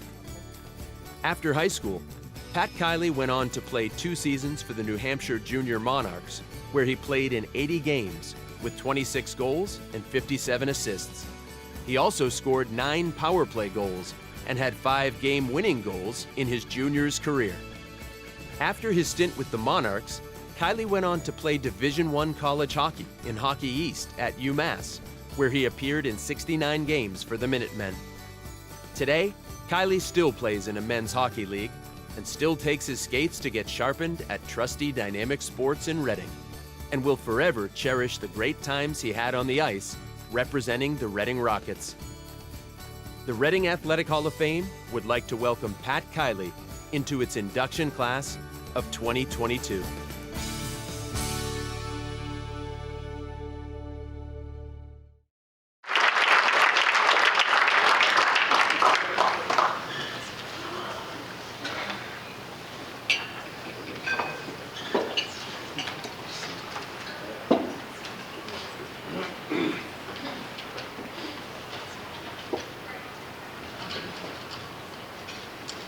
Thank you. Thank you, Peter. Very kind words. I like I said, I could use a slap every once in a while, but I think people read between the lines. I'd like to start by saying thank you. Thank you to everybody here today. Thank you to Jeff Pierce. Thank you to the whole Reading Athletic Hall of Fame team for putting this event together. It's been amazing. Thank you to the entire Reading athletic community. And thank you for this amazing honor. My wife, my family, my friends, my coaches, my teammates, I wouldn't be standing here giving this speech without you all and the love and commitment that you've shown me over the years. Sports have been a part of my life as far as my memory will take me back, from first time I put on hockey skates to first time I swung a baseball bat to first time I whipped a putter across the green. I've had an unwavering love for the game. But I attribute my athletic and all my personal success, for that matter, to having such a strong support system and good role models. I would be remiss not to mention a few of those people here who paved the way to me standing here tonight. To my parents, Pam and Fran, thank you for all the 5 a.m. hockey practices, for giving up your summers for travel baseball, and giving up your paychecks for the greens fees. As a parent myself now, I didn't in the least bit understand the selflessness, commitment, and love that goes into supporting a child's passions, and I do now, and I'll be forever grateful for that. To my brother Ryan, thank you for being such an amazing role model. You always taught me by example how to chase your dreams, and not only sports but in life. Without you showing me the way, I wouldn't have achieved half of what I have today. However, if you think I'm not going to use this as a supporting argument for who's a better athlete in the family. To my coaches, Mark Doherty, Dave Hunter, late Peter Doherty, Charlie Driscoll, Peter Moscarello, Scott Farris, John Halsey Sr., thank you for guiding me not only in sports but in life. As I look back on those years, I'm grateful to have had such amazing coaches of the trade, but even more grateful for their efforts to help me shape as a person.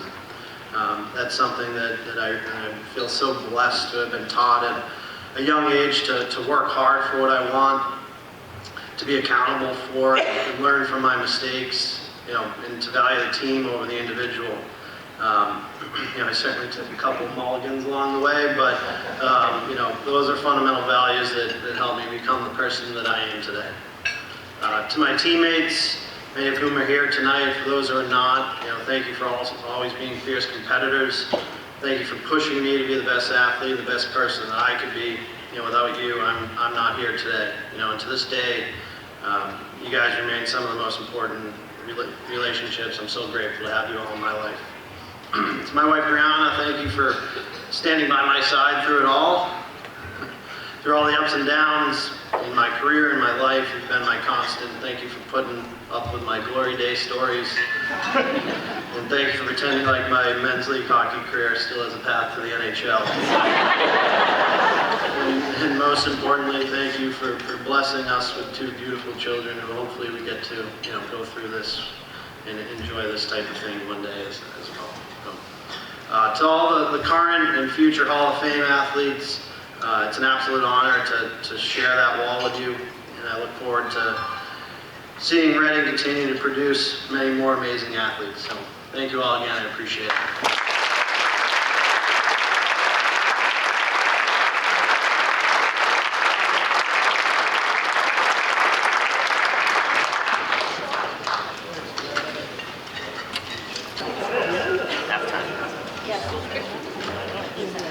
Congratulations, Pat. The hockey clips are just thrilling to watch. The skill of Pat and his teammates are incredible. That between the defenseman skates, Pat, and off your skate and beat the goalie, just so much fun to watch. In the baseball video, Pat, I got to say that the ball you hit went over the fence, hit a branch and came back in. It was eventually ruled a home run. So I think I can speak for your hockey, golf, and baseball coaches and teammates to say congratulations. We're proud of you and proud of the person you are, Pat.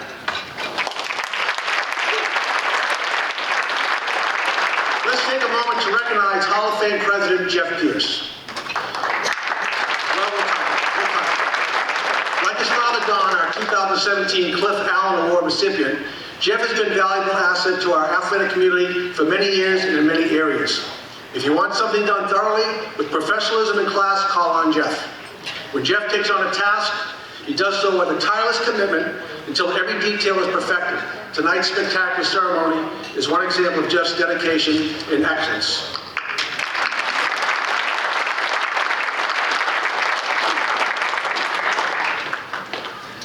Mark DeMasi was a three-sport captain and superb performer in football, wrestling, and baseball. Mark earned 9 varsity letters and was a 4-time league all-star. But the reason why Mark's teammates and coaches loved and respected him was because of his integrity and humility, as Mark always deflected credit away from himself and toward his teammates. I'm grateful to have coached Mark and to maintain a 20-year friendship with the entire DeMasi family, including brothers Brian and Tommy, who are also terrific baseball players. So let's take a look at a career that can only be described as breathtaking. The family, friends, teammates, and coaches of Mark DeMasi would like to congratulate him on his induction into the RMHS Athletic Hall of Fame.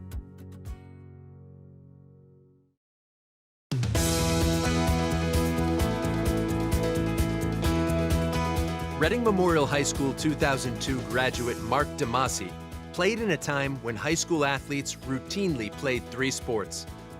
DeMasi just did it better than most. He captained football, wrestling, and baseball, and he excelled at all of them. He also won 9 varsity letters and was a 4-time Middlesex League All-Star. He loved each sport depending on the season, and he excelled in the classroom as well, maintaining honors status throughout high school and winning multiple awards from local organizations. He was truly a man for all seasons. As a 3-year starter on both offense and defense for the football team, he played on a Super Bowl champion his junior year and a Middlesex League co-champion his senior season. He was the second leading rusher from his halfback-fullback position for his final 2 seasons, where he also racked up a career total of 67 points. He also was an outstanding linebacker on defense, with 67 tackles, 2 sacks, 3 interceptions, 1 fumble recovery, and was a Middlesex League All-Star for 2 of his 3 seasons.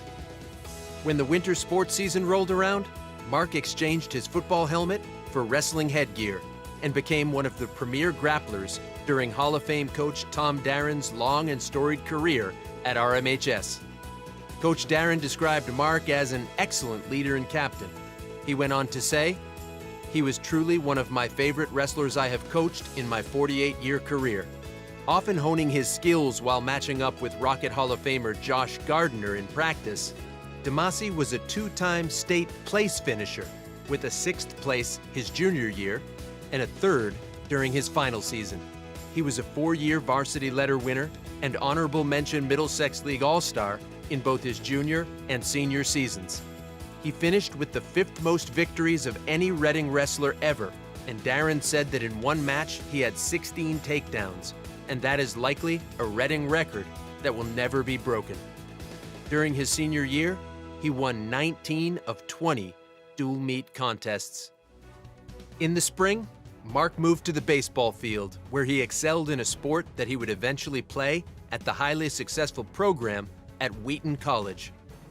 As a sophomore, Damasi started in the outfield for a Reading team that won the Middlesex League title with a 16-4 record. He also contributed on the mound, winning 3 games that year. Prior to his junior baseball season, Mark was diagnosed with a rare complication that developed from a couple of football leg injuries that made it too difficult for him to pitch for a large part of the season. He could still hit, however, and oh how he hit that year. In 20 regular season games, Damasi led the Rockets in hitting by batting .484 with 31 hits, 6 doubles, 2 triples, 2 home runs, 5 stolen bases, and a slugging percentage of .734.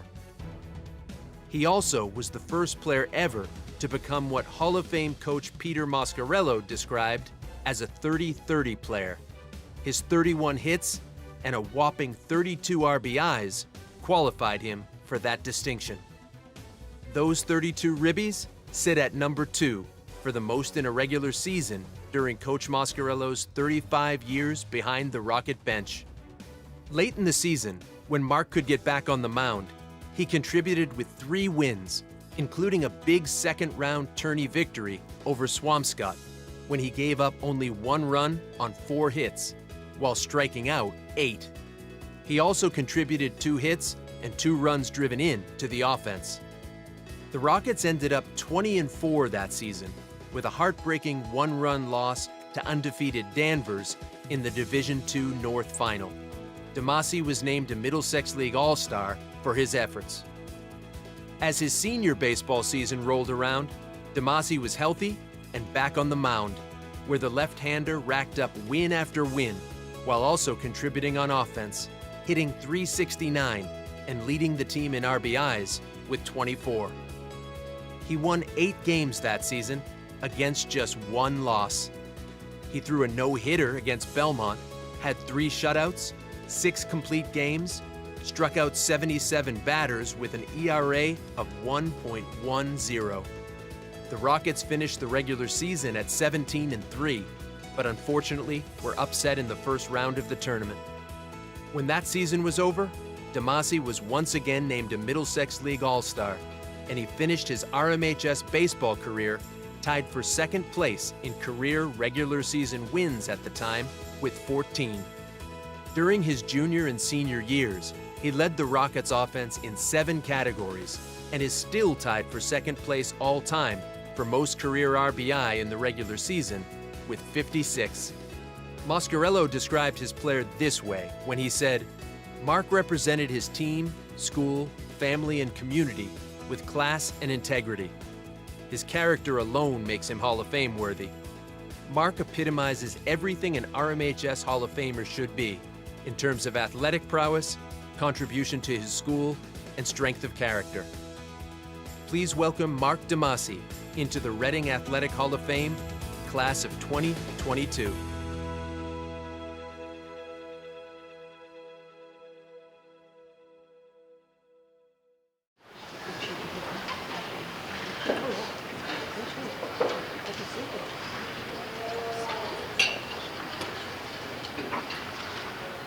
Thanks, everyone. Hello. First, I would like to thank the RMHS Hall of Fame Committee. A special thank you to President Jeff Pierce, Committee Member John O'Keefe for sifting through all my old pictures and newspaper cutouts to put my video together. Also, thank you to all the writers, researchers, and video production team. Thank you to MC Coach Mosk. Coach is so eloquent, yet funny, engaging, and always does such a great job on speaking to an audience. More on Coach Mosk later. Thank you to my family and friends for all the help along the way and for being here tonight. Thank you, Dad, for being there to teach, throw BP, throw footballs, and drive home from vacations to go to games. Thank you, Mom, for being my biggest supporter, helping to diagnose all my injuries, and attending every game. Thank you to my brother Brian. We were so close in age, I always had a batter, pitcher, receiver, or defensive back to practice against. Thank you to my sister Ashley. She couldn't be here tonight, but she's awesome too. Thank you to my brother Tommy and his wonderful girlfriend Stephanie for coming out tonight as well. Thank you to my Auntie Chrissy, Auntie Cheryl, Uncle Clint, and Uncle Johnny for coming to support me tonight. Thank you to my 4 best buddies for coming in tonight, Rob Demora, Jesse McKinnon, Kevin Donahue, Mike Hollis. You've all been so supportive over the years, and you're the best friends anyone could ask for. I often tell people how much I love my time at RMHS, and a lot of that has to do with athletics and all the wonderful people I met along the way. RMHS Hall of Fame football coach Tom Kashrazak is such a fantastic leader of men. So intense, so smart, and such a great motivator. Thank you, Coach. Thank you also to Coach Fiore, Coach Blanchard, who are here tonight. Both tremendous coaches, Fio and Blanche, along with Coach Kaz, had us ultra prepared for every game we played in. Thank you so much to all my Reading football coaches who I've had along the way.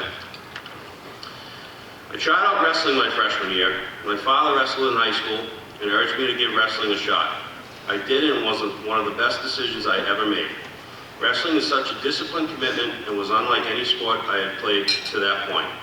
That's what brought me to wrestling at RMHS. What made me stay and work my butt off for 4 years were RMHS Hall of Fame coach Tom Darren, Coach Nate Thomas, and the camaraderie built with these coaches and my teammates inside the wrestling room. Thank you, Coach Darren, Coach Thomas, and my teammates, especially Rob Demora, and fellow Hall of Famer Josh Gardner for beating the crap out of me and making me a better wrestler and competitor across all sports. During the spring, I played baseball for 2 more RMHS Hall of Famers, Coach Pete Moscarella and Coach Ace Bryson. That makes 4 Hall of Fame coaches I was lucky enough to play for. Coach and Ace worked so well together. I learned so much from both. Coach Moss is doing a fantastic job as MC tonight as well. Coach Moss is such a great teacher, motivator, and leader of men. Thank you, Coach Moss. H has such a calming presence. I got to work closely with Ace in the bullpen and in the outfield, and I believe I was Ace's first mound visit ever.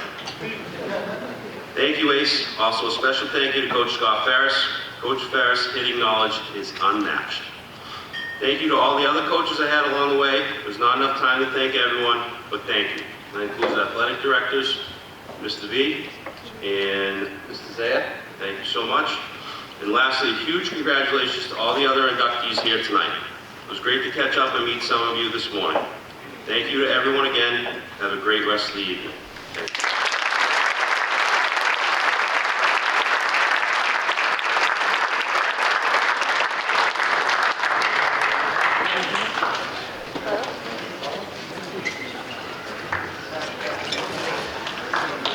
That's typical Mark Tomassi, just thank you, thank you, thank you. Never about him, always about everyone who helped him. But I'm going to add to the story about Mark's leg affliction during his junior year. Mark and his dad, Tony, came to practice directly from a doctor's appointment, and they met privately with assistant coach Scott Ferris and me, and Mark said to us, the doctor says I cannot play at all this year. I just turned to Coach Ferris and said, do you want to tell the team that we're canceling the season, or do you want me to do it? That's how much Mark meant to our team, but he got the green light from Red Sox doctor Arthur Pappas, and here he is, a Hall of Famer. So Mark, I hope you know how proud I am of you, as are all of your teammates and coaches from all 3 sports. The 2001 boys tennis team was the first to capture the Middlesex League Championship in Coach Bruce Appleby's 59-year Hall of Fame career. That's right, 59 years. This team was a tightly knit group, comprised of tough, resilient players who ran off 17 consecutive victories. The lineup included 3 lefty players at singles, 2 invincible doubles team, and a captain who will succeed Coach Appleby as the team's next head coach. Let's take a look at this record-setting team's journey to the Hall of Fame. The Friends of Reading Tennis would like to congratulate the 2001 boys tennis team on their induction into the RMHS Athletic Hall of Fame.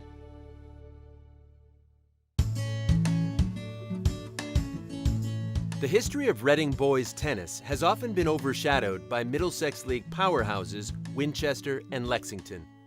Despite a number of high-profile players coming through the program, including RMHS Hall of Famers Michael LaPierre and Jamie Saratani, the boys tennis program and Hall of Fame coach Bruce Appleby went 37 years without a Middlesex League title.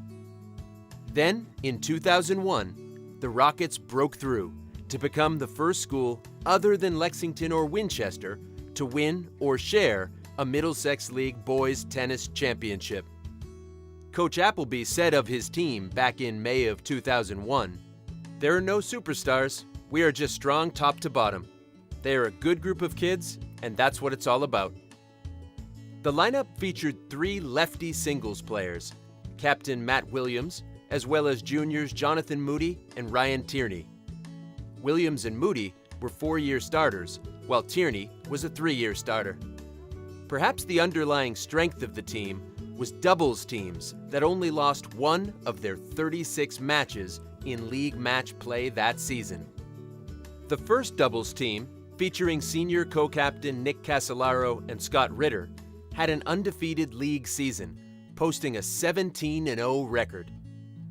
In the MIAA individual tournament, Nick and Scott advanced to the North Sectional semifinals, the furthest a Reading doubles team had ever gone to date. Additionally, they were recognized by the Daily Times Chronicle as Players of the Year in 2001.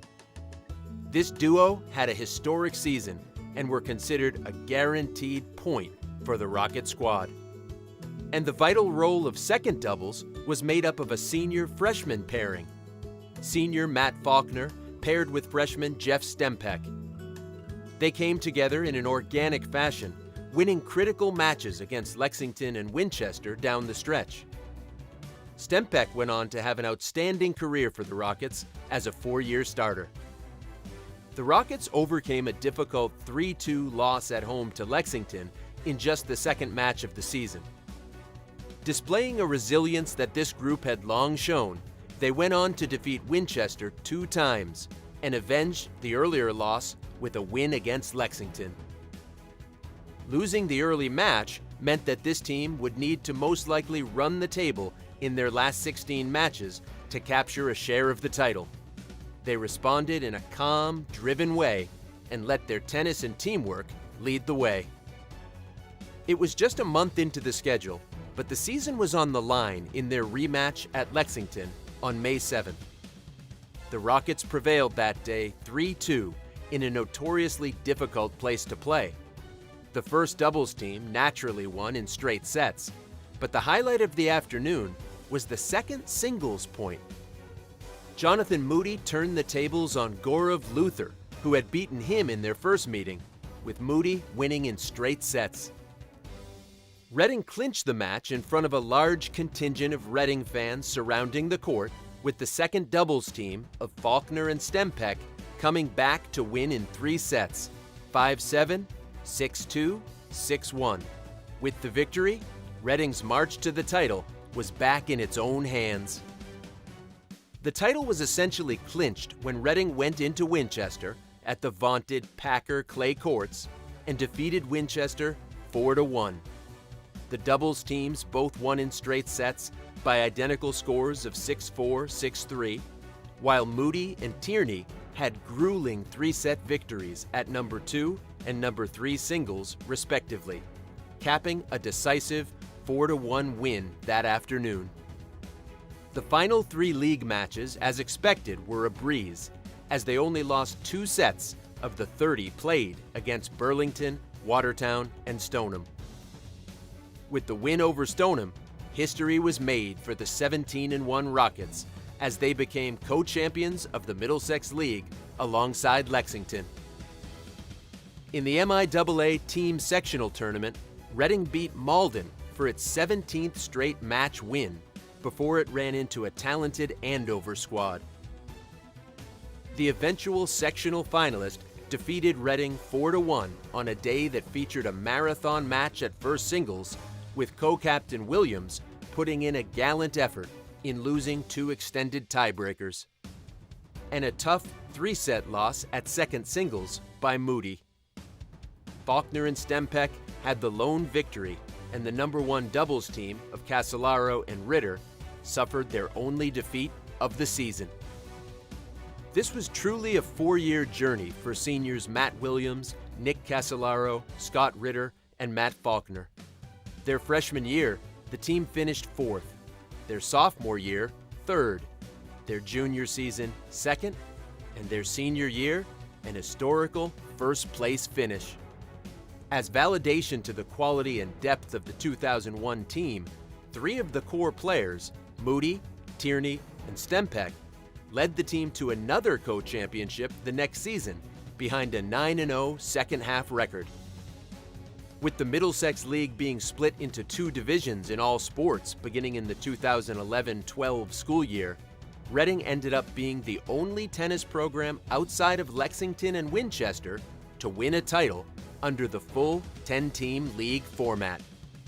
While this was a team of no superstars, the individual accolades should not go unnoticed, as these accomplishments were among the top all-time for the program. Nick Casolaro was the Daily Times Chronicle Player of the Year in 2000 and 2001. Jonathan Moody and Ryan Tierney each won over 45 matches in 4 years and were starters for 2 league championship teams. Matt Williams and Jeff Stempeck each won over 40 matches in their career. Scott Ritter went 33-2 in 2 seasons of doubles. The team included 3 4-year starters in Williams, Moody, and Stempeck. By virtue of capturing Reading's first ever Boys Middlesex League Championship and being considered the school's top boys tennis team of all time, the Reading High Athletic Hall of Fame is proud to welcome the 2001 boys tennis team into its class of 2022.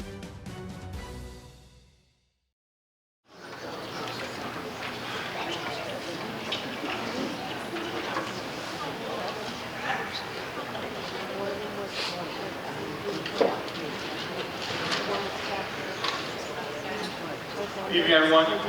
My name is Matt Williams, class of 2001, and on behalf of the entire boys tennis team, I'd like to say that we are extremely honored and grateful to be inducted into the Reading High School Athletic Hall of Fame. I want to thank Jeff Pierce and his team here at the Hall of Fame for all the time and effort they put into this event.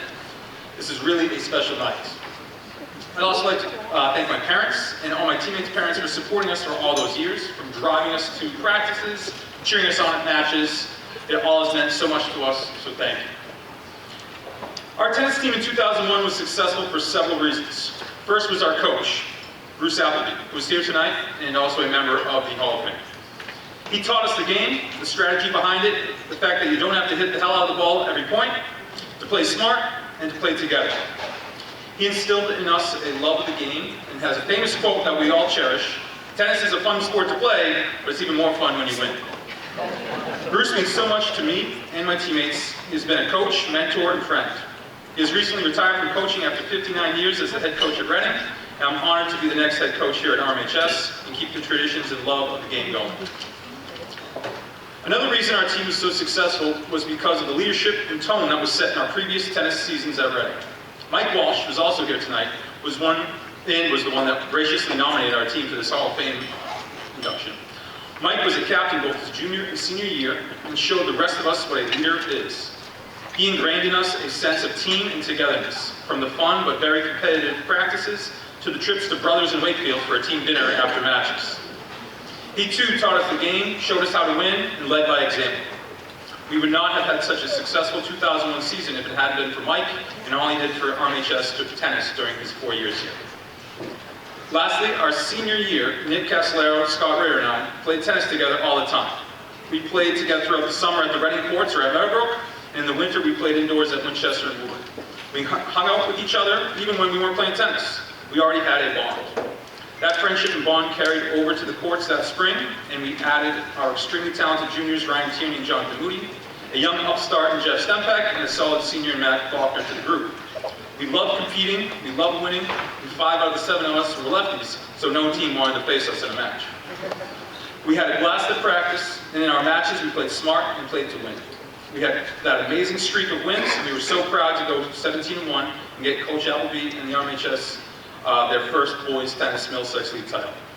It was a fun season with a great group of guys and one that I'll never forget.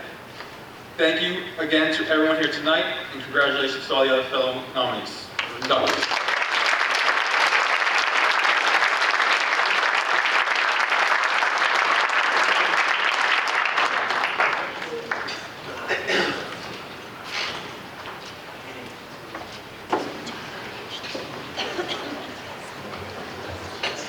Nice job, Matt. Congratulations, guys. And Mr. Appleby, I'd say probably about 75% of the people in this room had you as a social studies teacher one time.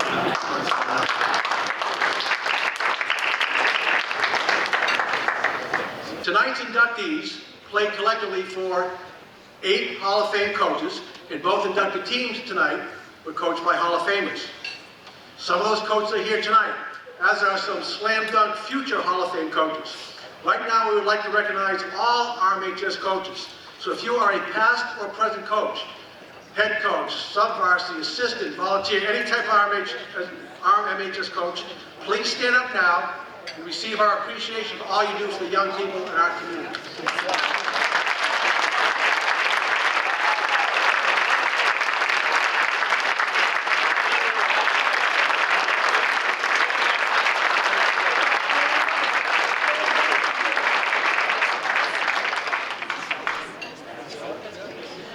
We must also recognize the superlative leadership of our athletic director, Tom Zayer. Mr. Zayer, along with his coaches, the players, and you parents, have made RMHS athletics the best in the state. In her 4-year varsity hockey career, Dominique Losey amassed point totals that would make Wayne Gretzky envious. With an insane school record 214 points, Dominique ruled the Middlesex League, twice being named its MVP. But you will see in the video, by the time Dominique graduated, she had earned every possible athletic and academic award that a high school student athlete can achieve. Yet she was known as being a humble and grateful teammate who also excelled in lacrosse. Empower on Haven would like to congratulate Dominique Losey on her induction into the RMHS Athletic Hall of Fame.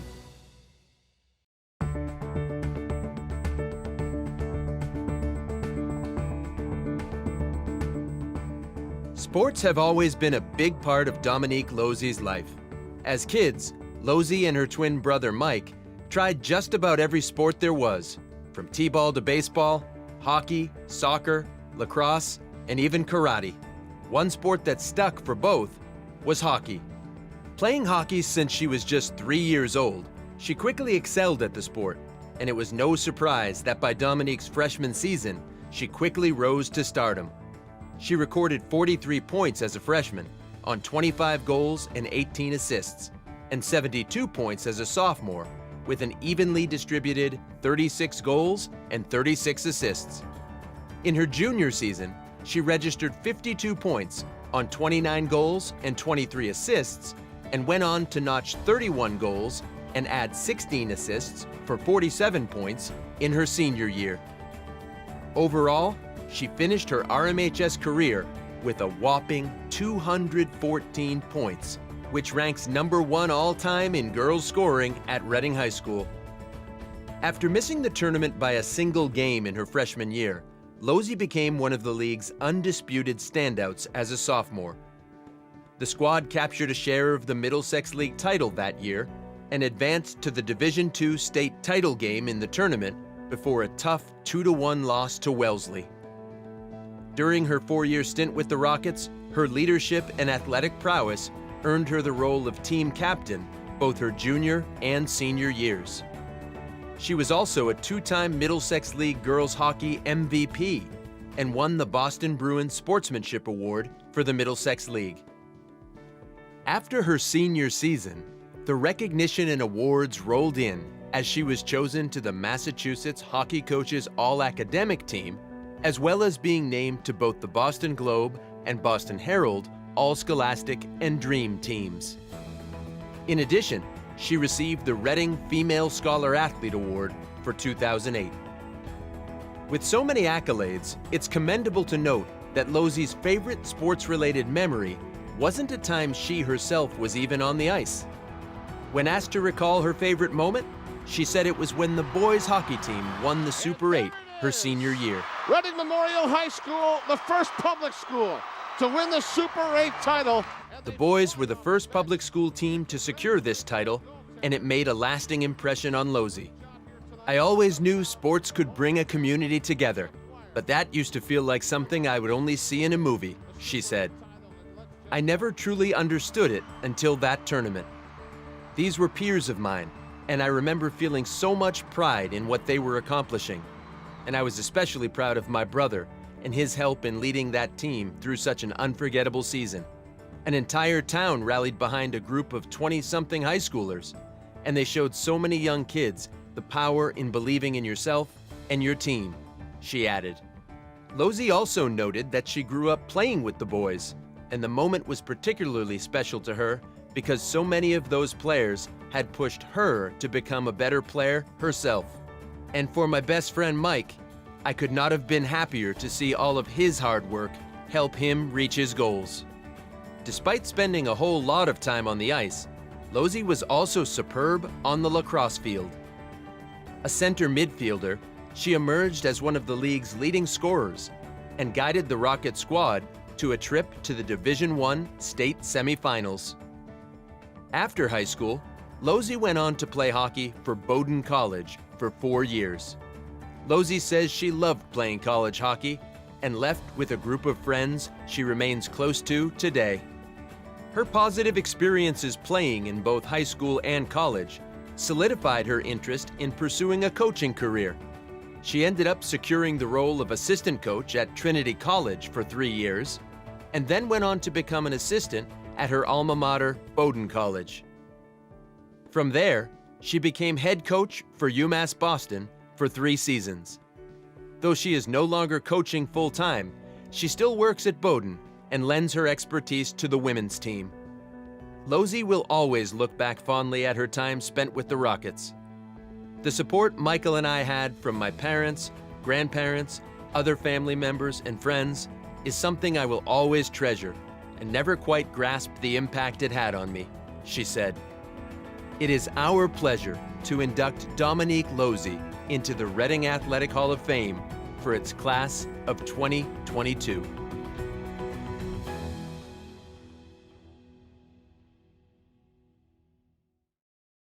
I would first like to thank the Hall of Fame committee who helped make tonight such an incredible evening, and to all our family and friends who are here to celebrate, especially Table 3, thank you so much, and to a few friends, Jen and Doug, for surprising me, appreciate you guys. Reading always seems to be the gold standard, and tonight's event is the same. I would also like to congratulate the other inductees. It is an honor to be included in this group of standouts, and I relish the opportunity to be celebrating this achievement with so many of my peers who I saw dominate their sports, and especially my brother Mike. I would not be standing here today if it weren't for my family's support. They have been in my corner every step of the way, and fittingly are all here tonight. My mom and dad made sure their passion was their kids. And this is one of the things I most admire in them and most strive to emulate. I got to see firsthand what selflessness and sacrifice mean, learn that integrity is what you do behind the scenes, and came to understand that working hard is the baseline, and you need to find a way to go beyond that. And you can't just say you care, you have to show it through your actions, and boy did they show it. My mom and dad did everything in their power to make sure Mike and I had every opportunity possible, and made sure we knew who our biggest fans were. They never missed a single game, practice. They never complained about early mornings, late nights, traveling to tournaments on holidays, and working summer trips around all our training.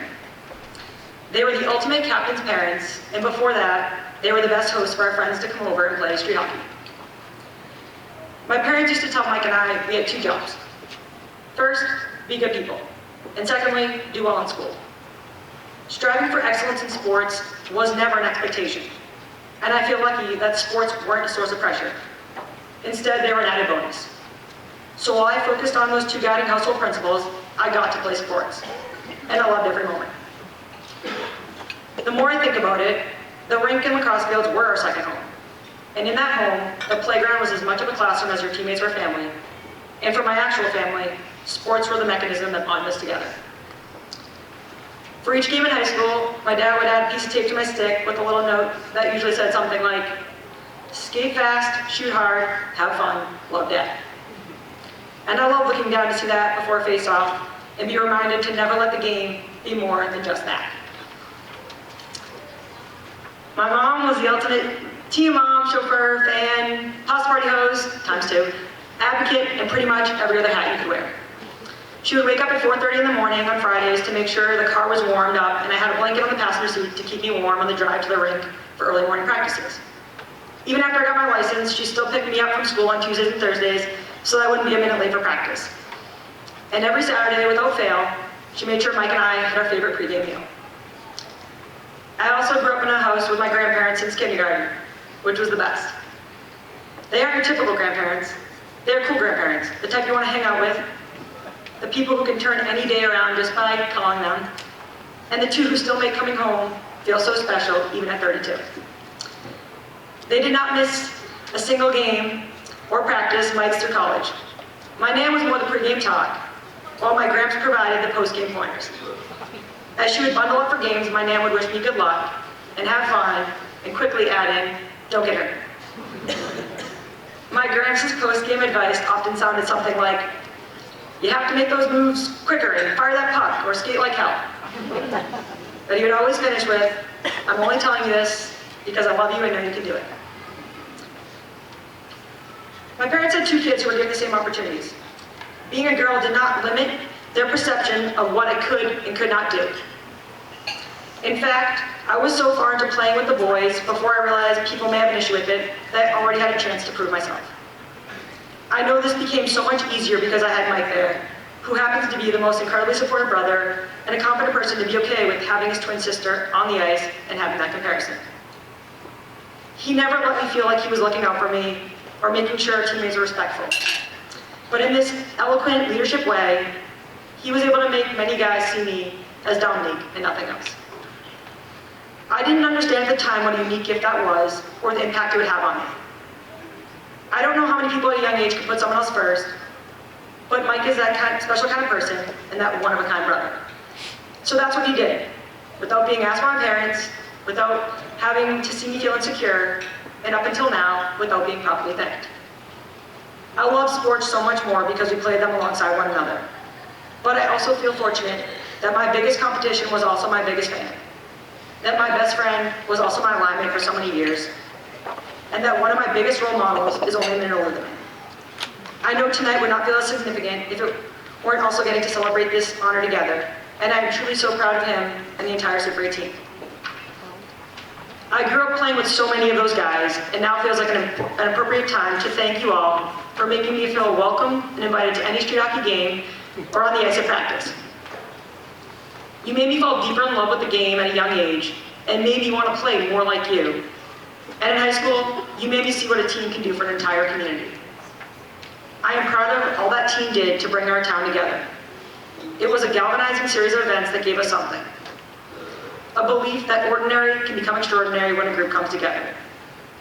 Sitting in that sea of black Rocket t-shirts and looking up to see Mike on the Jumbotron before the final game against Malden Catholic was the first time I realized how a high school sports team can transcend the limits of an athletic arena. I am also so thankful for my coaches who saw things in me that I didn't always see in myself, and for helping me grow into the player and leader I aspire to be, including Sandra Sweeney, Tim White, Leah Bazines, and of course, Maggie Marr. Every March, I was devastated when hockey season ended. But the moment I had to switch gears for lacrosse tryouts, I was in love again.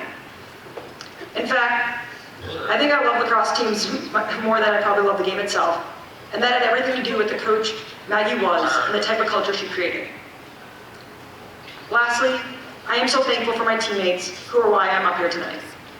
They inspired me to get better and do what the team needed no matter what.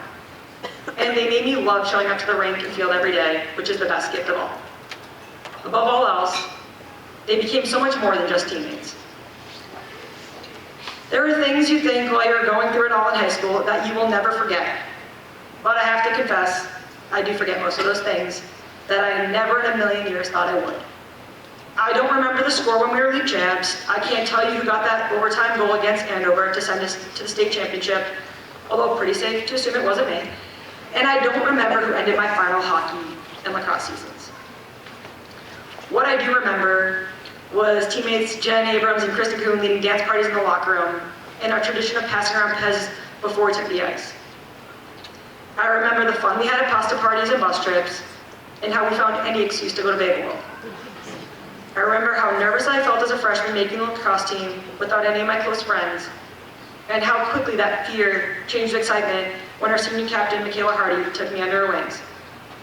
I remember how fun it was to be the first to hug someone after they scored a goal, and the feeling after a big win you wished you could bottle up. Every time I hear Journey's Don't Stop Believing, it reminds me of our on-ice warm-ups and brings me back to Burbank Arena. I remember how my teammates were equally together for some of our proudest moments and some of our hardest tragedies.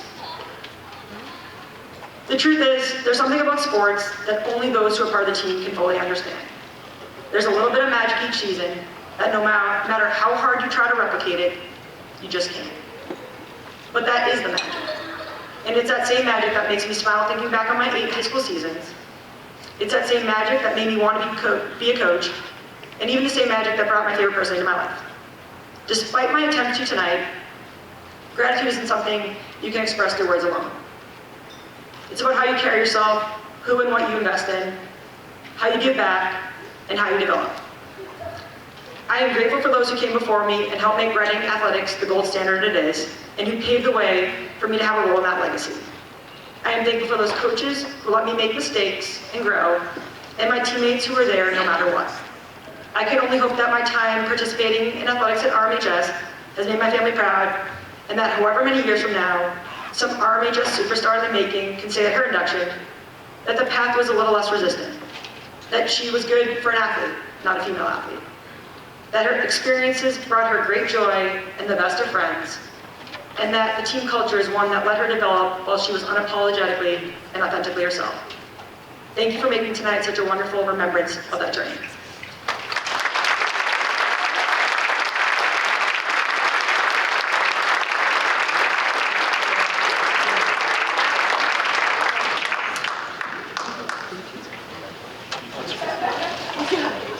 I don't think it's a coincidence that Reading High's greatest athletes also seem to be the most poised, humble, articulate, gracious athletes as well. Dom is a great example of that.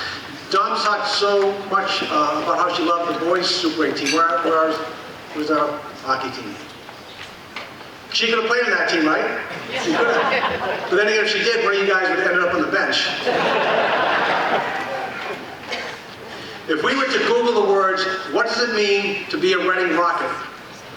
The name Barry Newell would appear. Barry was one of Reading High's greatest 3-sport athletes and prominent Reading citizens.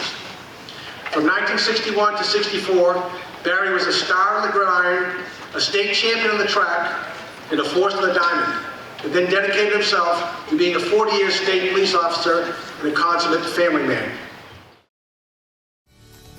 On behalf of my family, I would like to congratulate my father, Barry Newell, on his induction into the Reading Memorial High School Hall of Fame.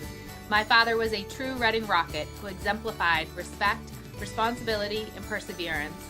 Dedicated to always being the best that he could be, defeat was simply not in his nature.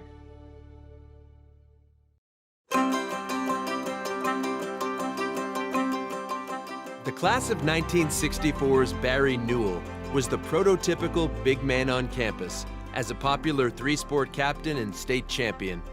And his accomplishments fit in nicely with his fellow Hall of Famers from the golden era of RMHS athletics. Barry's legacy goes far beyond high school sports. The gentle giant established himself as a lifelong resident and supporter of the Reading community, a beloved husband, father and grandfather, and a decorated member of the state police. On the football field, the 6'1", 200-pound Newell was built to play the line, but his athleticism and speed was best utilized in the skill positions as a running back on offense and cornerback on defense. His large presence carrying the football with the ability to change direction was an intimidating challenge for the opposition. He just missed out being able to play for the undefeated 1960 Hall of Fame team. But for the next 3 years, he was a fixture in both the offensive and defensive backfields and had a penchant for making the big play in game-deciding moments over the 3-year span from 1961 through 1963. As a sophomore, Newell played fullback next to Hall of Fame halfback Graham Gerard, and his focus was on blocking, but he still broke through for a score of his own on the defensive side with a 48-yard interception return against Concord in the Rockets' first victory of the 1961 season. As a junior, he continued at fullback, but had a bigger role in the offense, scoring a team-leading 6 touchdowns, 2 of which were game winners. His breakout game came 3 games into the season against Concord, where he picked off a pass and ran for a 40-yard touchdown for the winning score with less than a minute left, after earlier scoring on a goal line plunge from the 3-yard line. The next week, he took a swing pass from RMHS Hall of Famer John Meehan and ran into the end zone for the game's lone touchdown in the Rockets' win over Saugus. Named co-captain as a senior, he was switched to halfback, a position normally handled by a smaller-sized back, but he adapted to it well. Newell ended up being the team's second leading scorer with 5 touchdowns and a 2-point conversion. He saved his best game for last. The annual Stoneham game was rescheduled for 2 days after Thanksgiving due to the assassination of President Kennedy.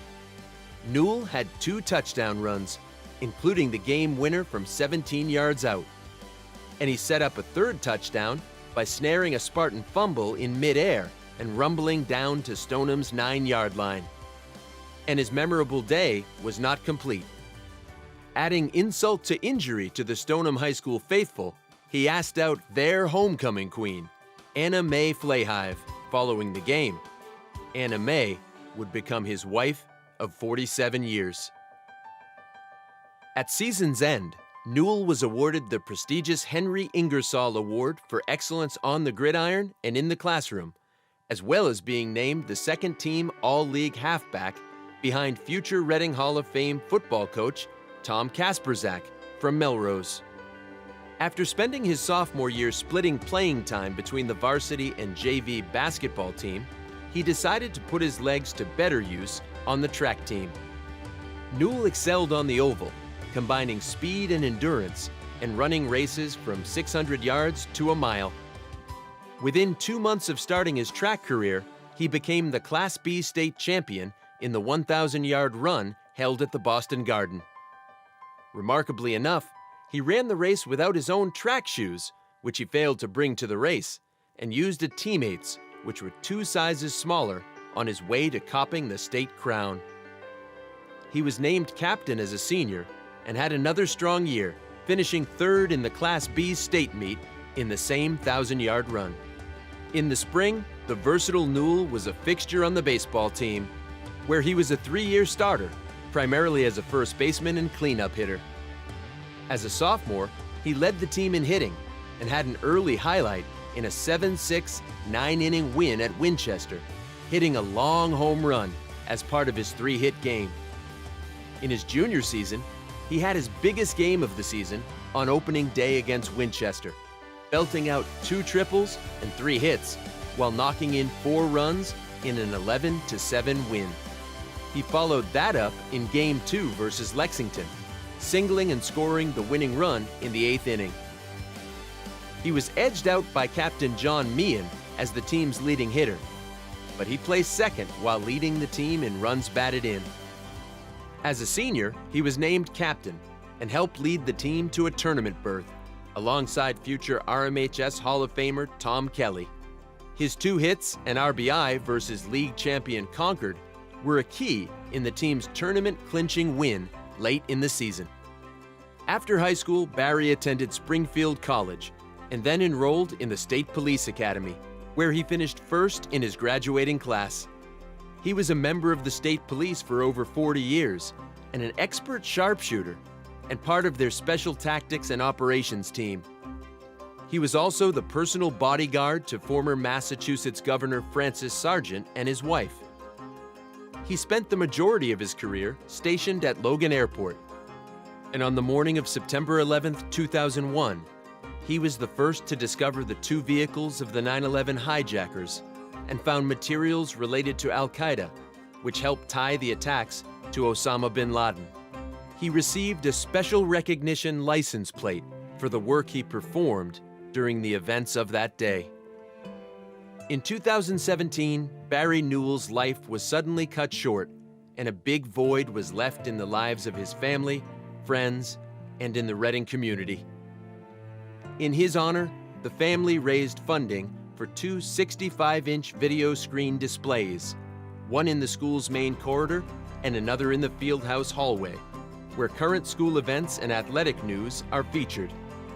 His favorite motto was, "Where cooperation exists, efficiency excels."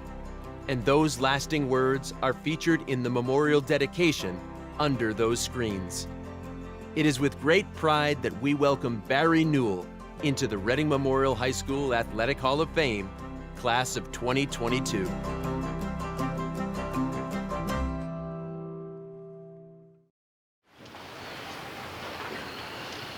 Thank you, everybody. On behalf of my father, Barry Newell, and my family and I, we would like to sincerely thank the Reading Memorial High School Athletic Hall of Fame for this prestigious honor. As you know, my father passed away 5 years ago, but if he were here today, he would be up here telling you why his old teammates or every other inductee in this room deserved this honor, was more deserving than he was. He would laugh off praise or change the subject if someone were to begin talking about his academic accomplishments. But as you just saw from his tribute video, he was so deserving of every ounce of praise. He was a gentleman athlete and a true sportsman and was known for both. My father was born in Reading, raised his family in Reading, and passed away a Reading resident. He was a proud Reading Rocket who reveled in the feeling of community and was honored to be representing his hometown while playing sports for Reading High. As a Reading athlete, respect, responsibility, and perseverance were ingrained in him from a young age. The Reading sports programs and coaches supported my father's athleticism and encouraged him to always strive to do the best that he could be, both on and off the field. Mentors like Coach Hollingsworth and others taught him important lessons of hard work, respect, and good sportsmanship. The lessons that he learned while growing up and playing sports in Reading helped to guide him through the rest of his life. My father went on to graduate from high school and become a Massachusetts State Trooper, where he served the Commonwealth for over 41 years before he retired in 2008. He had many life accomplishments and numerous professional awards, but out of my father's life accomplishments, he always talked about his years at Reading High as being some of the best years of his life. In fact, 50 years later, my father still has his game-winning Reading High School football in a place of honor in our family home, displayed for all to see.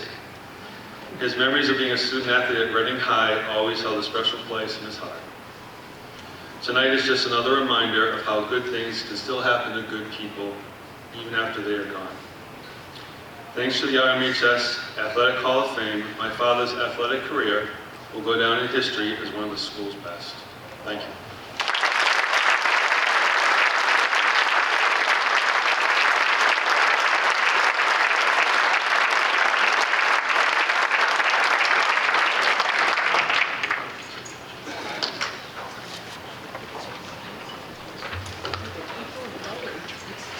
Congratulations to the Newell family. And, old-timers like my friend John O'Keefe and I would watch Barry Newell. We were probably 10, 11 years old, John, right? And he was just a larger-than-life hero. And little did we know he'd become an even greater hero off the field. Also, we all owe thanks to the Newell family for their generous donations and ongoing support of Reading High and RMHS Athletics. So thank you.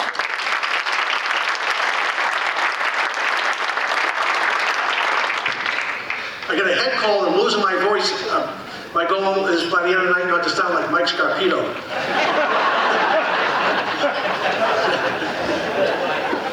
Former RMHS girls basketball coach Kim Penny produced great team after great team in her Hall of Fame career.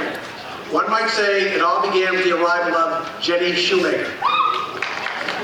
Jenny, a rare four-time varsity letter winner, was a deadly shooter, offensive force, and a 1,200-point scorer who springboarded Reading girls basketball to the heights it has enjoyed for decades. Let's see how Jenny made that happen. One-on-One Consulting would like to congratulate Jenny Shoemaker on her induction into the RMHS Athletic Hall of Fame.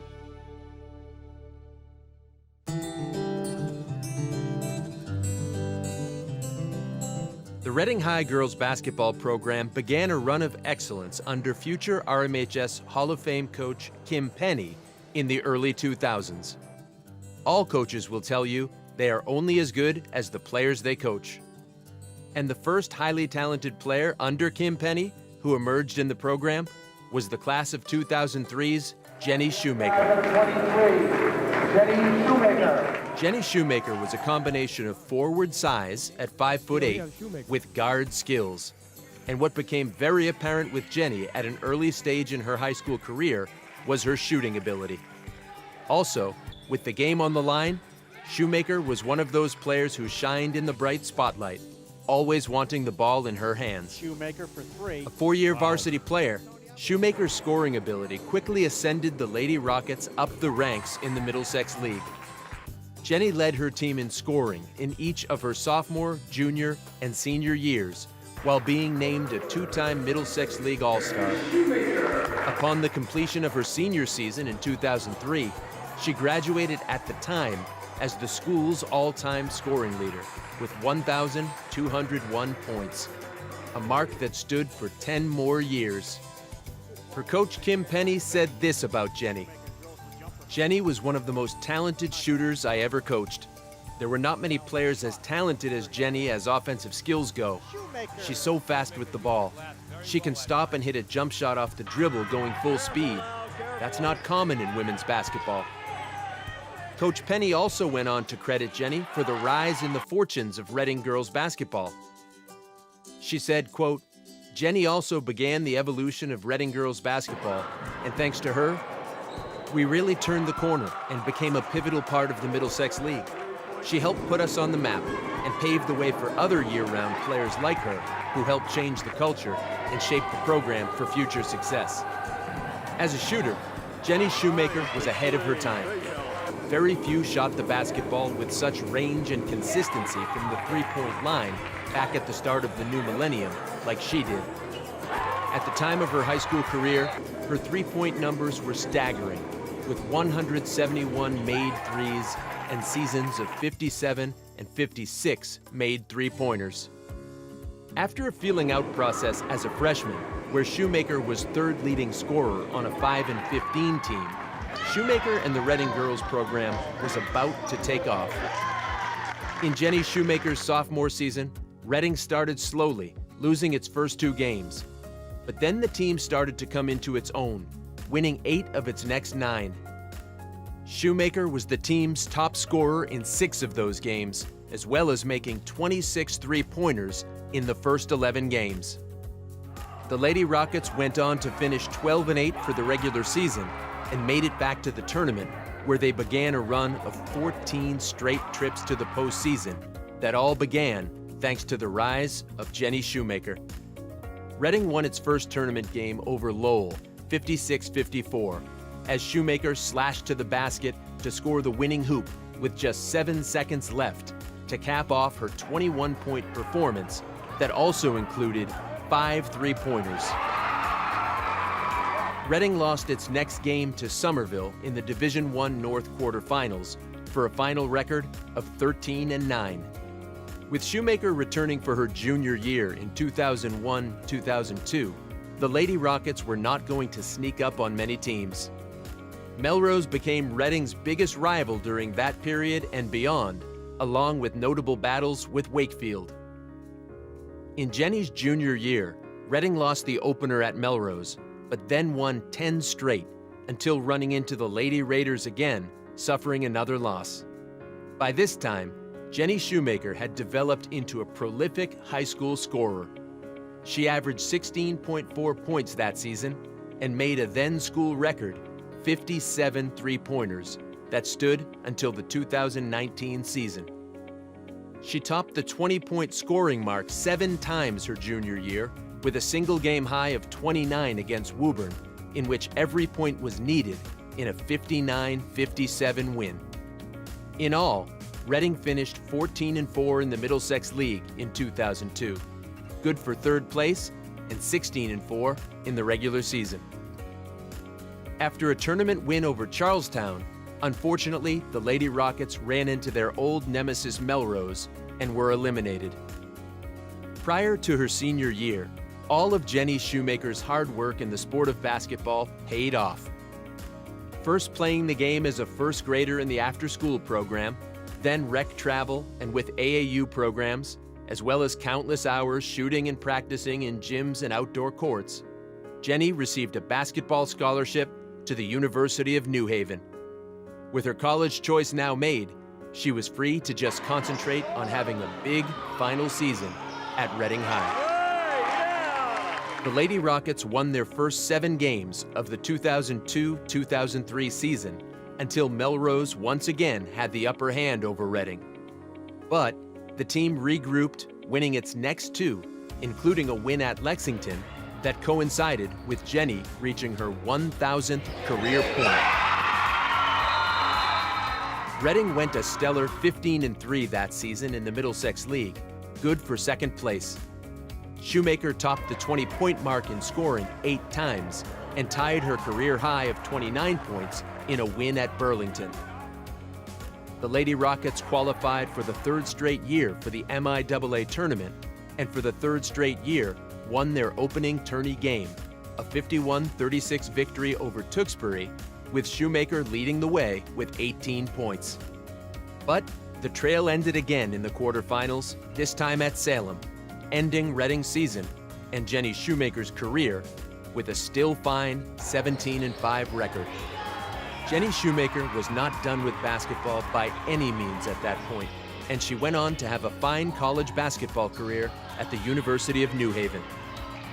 She became a starter just past the midway point of her freshman year and averaged nearly 10 points per game for her career. Shoemaker still ranks 5th all-time in that school's history for most three-pointers made, with 126.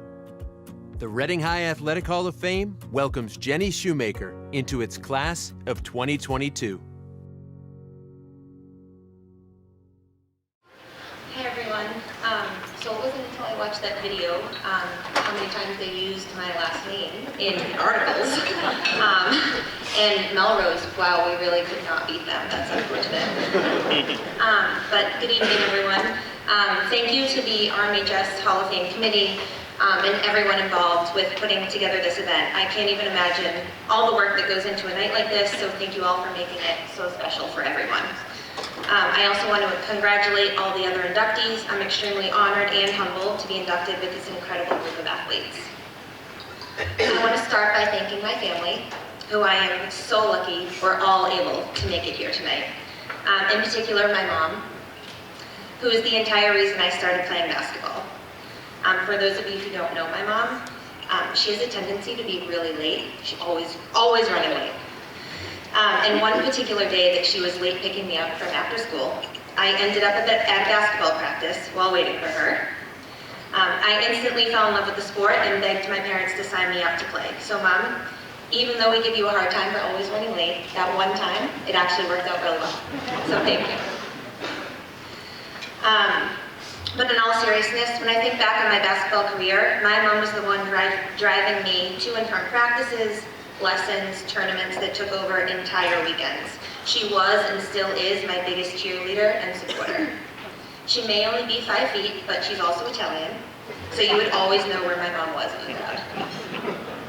She was always there to celebrate my accomplishments and always had words of encouragement when I needed them. Mom, you genuinely are the reason I'm here today. Your love and support has meant the world to me, and I'm so grateful for all the sacrifices that you've made. I also want to thank my dad. He was one of my first coaches, and although we more often than not butted heads, it was his teaching that really helped me develop my skills as a player. In high school, he'd leave work early every single day to make sure he'd make it to my games on time. And of course, I can't forget all the pictures and videos that was the reason we just had that video montage, so thank you for that. And my two brothers, Nick and Nate, who never missed a game. High school, AAU, college, you name it, they were there. In fact, they even became the ball boys for my senior year in high school. They're a lot younger than me. It was so fun having them on the bench, and I'm so grateful for all your support throughout my career. To my aunts, uncles, and cousins who also are here, Auntie Carol, Auntie Sue, Auntie Karen, Uncle Chip, Uncle Walter, Uncle Larry, Jamie, Chrissy, you guys are amazing. All your cheering was such an energy booster when I was out on the court, so thank you all for everything you've done for me over the years. And of course, my Grammy and Grampy, who can't be here, but my grandfather made the video. They were incredible, and I know they're looking down and are so proud. Beyond my family support, I've also had some great coaches in my career, but one coach in particular who stands out among the rest is Coach D. And I'm so honored that he was able to be here with us tonight. Coach, you are the one who always supported me, encouraged me, and pushed me to be better at every practice and every game. You truly helped me develop into the player that I became, and for that I'm so grateful. My Reading High basketball experience would not have been what it was if it wasn't for my teammates. Working hard and competing with one another every day helped us all become successful on the court. Basketball is, of course, a team sport, and if it wasn't for my teammates, I wouldn't be here today, and they helped shape the player that I became. Thank you, everyone.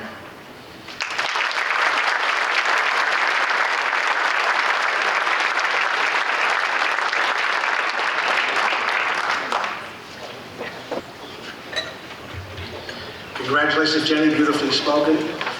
Jeff Pierce put together a page that's in your program. You can take a look when you have a chance, called Hall of Family, where you know it's all the relative combination of the Hall of Fame. And then Jenny's fantastically talented athletic family includes cousin Hall of Famers Chrissy and Jamie Saratani.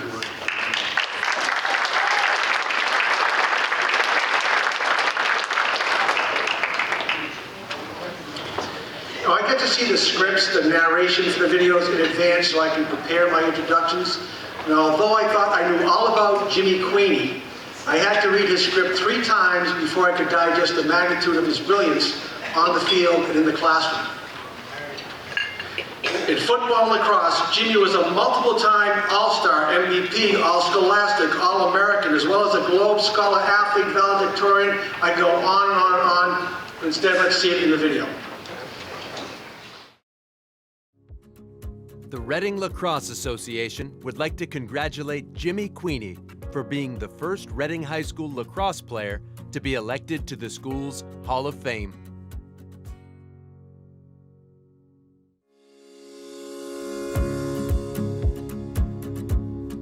Athletically and academically, few student athletes have reached the heights of excellence attained by RMHS Class of 2009's James Queenie.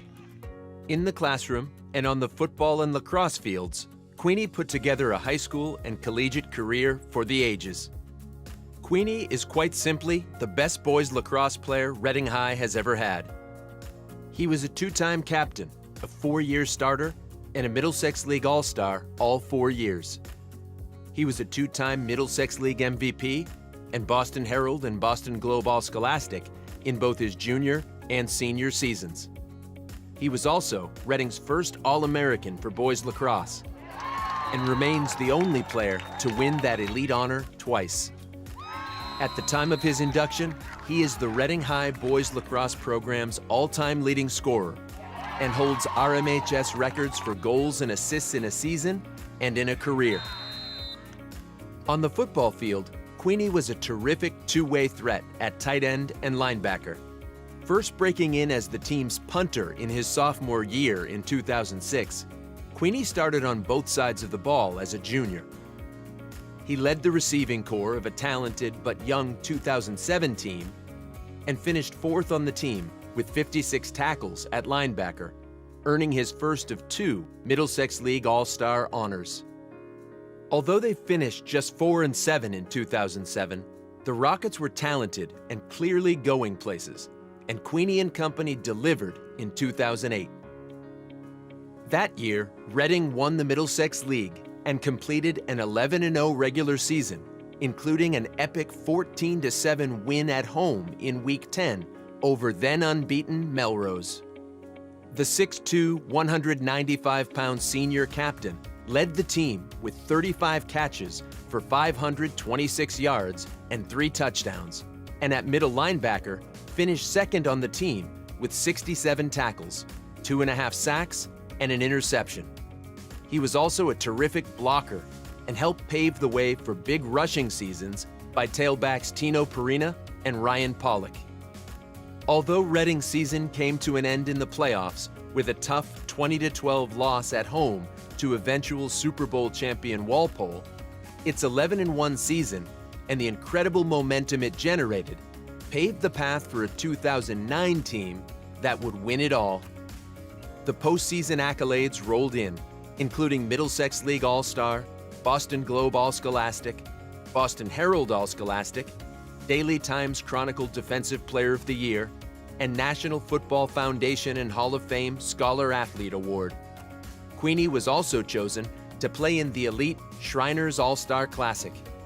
As great as Queenie's accomplishments were on the gridiron, he took his game up a notch on the lacrosse field. At the time, lacrosse was somewhat of a new sport at Reading High. In 2006, Queenie's freshman year, it was in just its 6th year of existence as a varsity program. But the new, unknown program quickly began to soar, with Queenie leading the attack. Queenie not only started as a freshman, but earned his first of 4 League All-Star honors while leading the team in scoring, including an 8-point game in an 11-8 win over Wakefield that opened the eyes of his teammates and the Middlesex League. In each of the next 3 seasons, Queenie was the leading scorer at Reading High and the leading scorer in the Middlesex League. In 2008, his junior year, the Rockets finished 15-3 during the regular season, 18-4 overall, and advanced to the semifinals of the East Division II tournament. That year, Queenie tallied 5 goals and an assist in a crucial 11-10 win over defending Middlesex League champion Lexington, helping the Rockets secure their first of 2 Middlesex League championship seasons. Reading later advanced to the Division II East semifinal with a thrilling 15-13 win over King Philip before bowing out in the tournament. The next year, Queenie's 2009 senior season surpassed all expectations. The Rockets finished the regular season with a perfect 18-0 record. In tournament play, Reading blew out Wilmington 16-3 in the preliminary round, crushed Shawsheen 20-4 in the first round, and survived a wild 9-8 overtime win over Hingham to advance to the East semifinals. Reading took an early lead over Walpole and appeared to be on the verge of breaking through to its first ever trip to the Division II East Finals. But a crushing 10-9 overtime defeat ended both its season at 21-1 and Queenie's career with the Rockets. Despite the defeat, Queenie had helped put the Reading lacrosse program on the map, dethroning traditional powerhouses Winchester and Lexington and establishing the Rockets as the team to beat in the Middlesex League after just 9 years of existence, and where it still stands today as a league and state power. Queenie finished his senior year with 73 goals and 69 assists for 142 points. For his career, he amassed 392 total points, 236 goals, 156 assists, was named Daily Times Chronicle Lacrosse Player of the Year 3 times, was a 2-time Boston Globe and Boston Herald All-Scholastic, and was twice named All-American. His work ethic, lacrosse skills, and leadership traits set the standard for all Reading lacrosse players to follow, said head coach Charlie Hardy. I have to throw him off the field every day. He just wants to get better, and when his teammates see that, it's contagious. He is, without a doubt, our Larry Bird. Even as he dominated the field of play, Queenie excelled in the classroom. He graduated RMHS as class valedictorian, ranked number 1 out of 310 graduating students. He was a 2-time Boston Globe Phelps District B Top Scholar Athlete in Massachusetts and a National AP Scholar Award winner. After graduation, Queenie attended Colgate, where he continued on a similar path of academic and athletic accomplishment. Queenie was a 3-year starter on defense and 2-year captain for the Raiders, helping lead the team to the NCAA quarterfinals. He was named a USILA Academic All-American, a Capital One Academic All-American twice, and was Colgate's Scholar Athlete of the Year. A double major in math and mathematical economics, Queenie again graduated as valedictorian, ranked #1 out of 685 graduates in the Colgate class of 2013. Today, Queenie is a graduate researcher at BU and a PhD candidate in systems engineering. In his near 30-year career of coaching at RMHS, head football coach John Fiore said, quote, "Only a very small group of student athletes can be remotely compared to his accomplishments on the field and in the classroom. The RMHS Athletic Hall of Fame is a place where we celebrate our greatest student athletes. It is incomplete without James Queenie." It no longer is, Coach. The RMHS Athletic Hall of Fame proudly welcomes James Queenie, RMHS Class of 2009.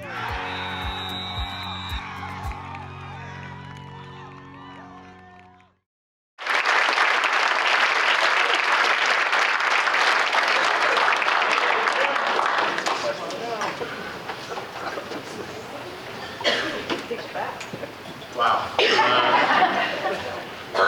It's been a really special, really cool night, so thank you first to everyone who made this night possible and put this together. As it showed, I played defense in college, so this has been a nice reminder that there was a point in time in my career where I could actually score goals. No, but what this night has really reminded me of is how lucky I've been throughout my athletic career. First and foremost, I have the most amazing, supportive parents. They were my super fans throughout my career. They spent the better part of 20 years driving to and from every practicing game just to cheer me on, so I'm so grateful for that. Thank you guys. I was also lucky enough to have some incredible coaching along the way. Rick Sicardo was my one and only youth lacrosse coach. And even though we spent most of the time practicing in parking lots back in the day, he still managed to teach me the ins and outs of the game and prepare me for the high school level. And then at Reading High, I couldn't have asked for a better situation with Coach Fiore on the football side and Coach Hardy on the lacrosse side, along with some great assistants like Blanche, Siggs, Loudman, Moon. These two created two powerhouse programs, and they still are powerhouse programs to this day. So really for me, more than anything, it's an honor to be up here representing the two of them. And the greatest thing that the two of them probably did for me was they helped me form some of the most meaningful relationships I have in my life.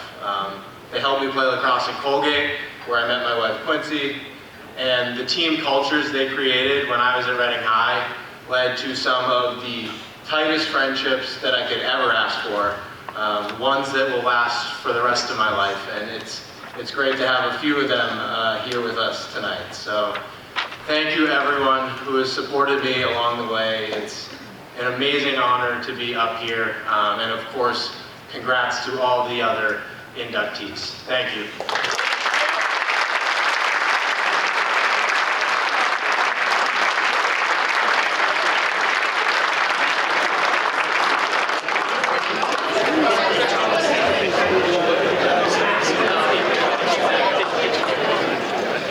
Well, my so articulate and without any notes, we think we need to have a higher Hall of Fame for Jimmy Queenie. But you know, we all have something that Jimmy doesn't have. We all know what an A- looks like. I'll give you, this is a good story. I remember when Jimmy would sit in my classroom to work independently on these advanced college math courses he was taking online. And I would sit there and I'd pick his brain, not about math, but about sports. I remember asking you, Jim, how is it in football that you consistently beat the guy lined up opposite you? And Jimmy turned matter-of-factly, without a trace of conceit, and said, "I just know I'm better than him." Turns out, in sports and academics, Jimmy was better than everybody. Chris Donegan was one of the toughest and most versatile players in Reading football's illustrious history, earning all-league and all-scholastic honors. Chris was a powerful force on defense, but excelled on both sides of the ball, and may be the only player in history to score by rushing, receiving, interception return, and by kicking field goals and extra points. I had the privilege of coaching Chris, or Abby, as his teammates called him. He was an all-league second baseman, an intense competitor, a respected leader, and always seemed to come through with the big hit or the key play.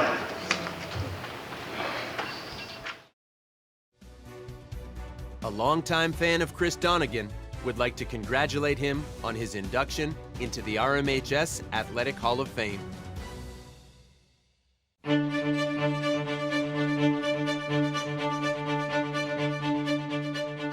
An observer back in the 1990s might have noted that, as a high school student, Chris Donegan was unassuming. But that didn't mean he wasn't an outstanding athlete. Donegan's average size and quiet demeanor did not suppress his talent. It had quite the opposite effect, actually, as teams may have underestimated Donegan due to being 5'9" and weighing 170 pounds. But his cool, calm demeanor was beneficial in maintaining poise in the big moments along his path to the Reading High Athletic Hall of Fame. Chris Donegan is no stranger to these ceremonies, as he is already in as a member of both the inducted 1992 football team as well as the 1994 baseball team. Now the time has come to honor Chris Donegan, the individual athlete. In football, he was a starter at outside linebacker and strong side cornerback by the third game in 1991 as a sophomore, and never looked out of place.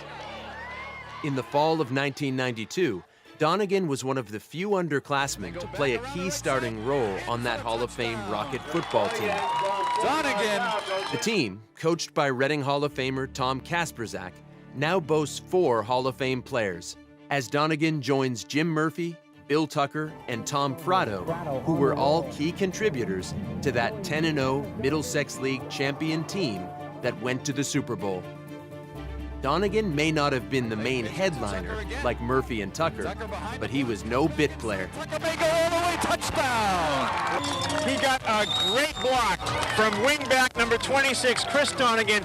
He was a Middlesex League All-Star as a junior, as he tied for the team lead in tackles with 68.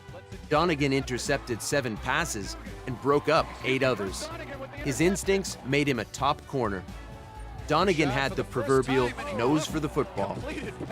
He'd read and anticipate the play as well as anyone to have played the position at Reading High, which allowed him to get the ball at the right moment for either the interception or the pass breakup. And Donegan, second play in a row, he just hammered Kevin Nolan. 2 of those interceptions proved to be extremely big. He returned an interception 52 yards for a touchdown in the showdown against Woburn, and then stole a pass at the goal line in the Thanksgiving Day game at Stoneham in the second quarter to end the Spartans' threat to tie the game. When an injury to starting fullback Mike Cashman put him out for the season, Kasperzak turned to Donegan to play fullback. Donegan filled the role admirably while scoring 3 touchdowns that season 3 different ways: rushing, receiving, and returning an interception. One of the more underrated football seasons in Rocket history was in 1993.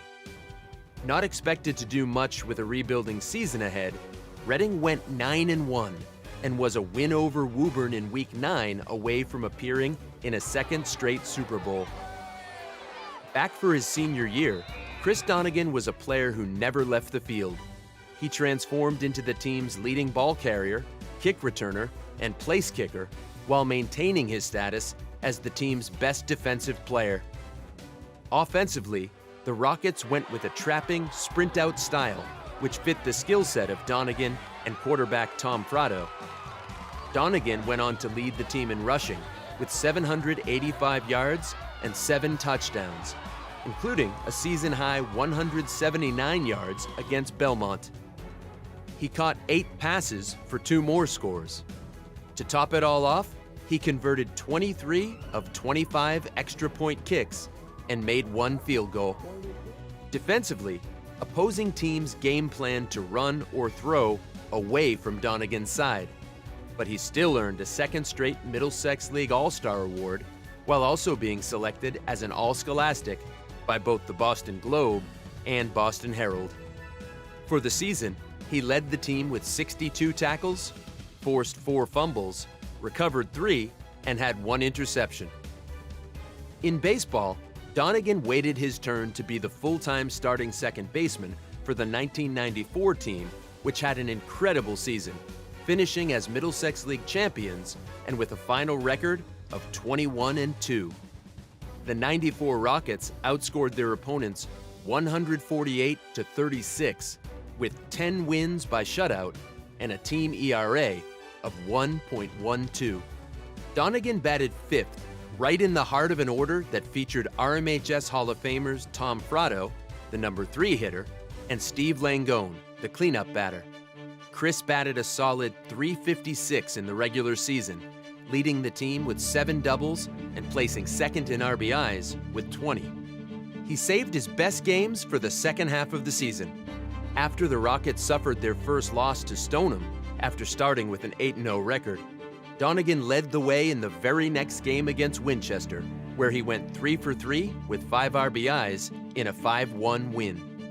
Then, in the May 23rd game at home against Woburn, Chris smacked a 7th inning walk-off game-winning single for the comeback 6-5 victory. The next day, Reading avenged its loss to Stoneham with a thrilling 1-0 9-inning win in Stoneham to allow the Rockets to claim a share of the ML title, provided they won their league finale, a makeup game at Belmont. Donegan helped make sure they did with a double and triple, all in the same inning, to highlight a 10-5 win. Unfortunately, the 1994 Rockets could not reach the pinnacle of achievement in the tournament, as Stoneham won the rubber game of their 3 contests with a victory in the Division II North Final. For his efforts that season, Chris Donegan was chosen as a Middlesex League All-Star.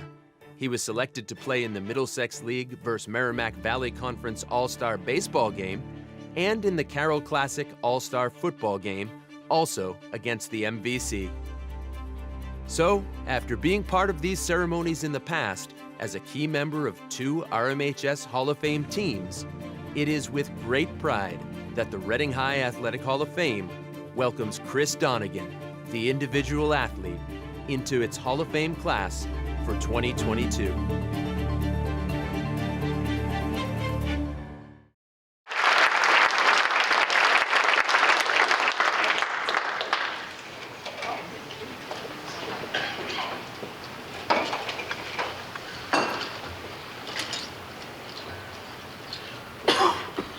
First, I would just like to thank the Hall of Fame committee for selecting me to be a part of this impressive group of high school athletes. This is really a tremendous honor and is deeply appreciated. I'd also like to congratulate my fellow inductees. It's been a great pleasure learning about your athletic accomplishments. This is the 4th ceremony that I've attended now, and it's always incredibly well done, from the script writing to the video production to the media interviews and all the planning and logistics that go into tonight's events. It's really fantastic, so thank you to everyone that has worked so hard to make this such a special night. I was blessed to have 2 wonderful parents that were very supportive of my athletic pursuits. They were my greatest coaches and taught me pretty much everything I needed to know about sports and life. My father coached my Papawana football and youth baseball teams. My mother was our biggest fan at every game, providing unconditional support to me and my teammates. They were incredible people that loved being part of the Reading community and loved RMHS sports. I had so many great coaches along the way, from my youth coaches, parent volunteers like my dad, and others like John Moore and Gordon Richards. These were fathers that gave their time to coach youth sports, some well after their kids aged out of the programs. To my high school coaches, who were amazing mentors and instrumental in our development as players and as young men. I don't know how much more can be said about the contributions that Coach Moss and Coach Kaz have made to RMHS athletics. They built the foundations for the successful baseball and football programs that we enjoy today and have had a remarkable impact on the lives of their players. Thank you all. I was also fortunate to be on some great teams at RMHS, as the video showed, the Hall of Fame 92 team, football team, and the 94 baseball teams. We had so many great players on those teams, but more importantly, we had great kids. They were unselfish teammates that played for each other and loved to compete. A few of my high school teammates are here tonight that I'd just like to recognize. Brian Keefe and Josh Marr, two of my oldest football teammates. We started in Papawana together some 35 years ago. Both great football players and fierce competitors. Brandon Carr and Coley Foley, two all-league offensive and defensive linemen. Coley was also an all-star first baseman on our 94 team.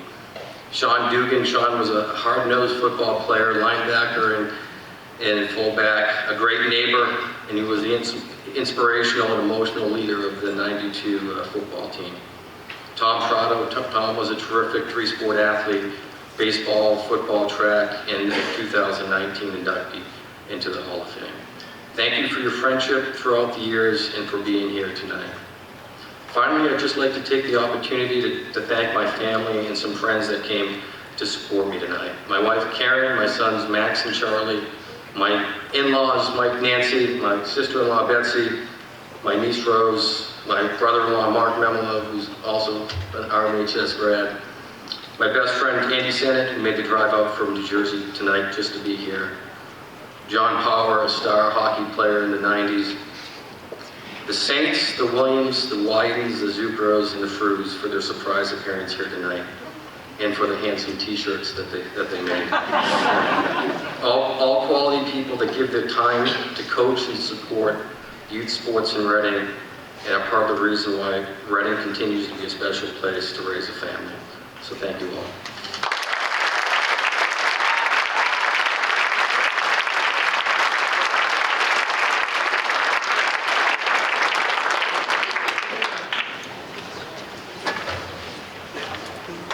You saw Abby was part of 2 Hall of Fame teams, and they say when your best players are your hardest workers and best leaders, then you have a chance to have a special team. That's what Chris did for both football and baseball. I've gotten to know Chris's family, his wonderful wife Karen, and their terrific sons Max and Charlie, and watching Chris interact with his family gives me even more reason to admire and be proud of him. We want Max and Charlie to stand up, show people the shirts they got.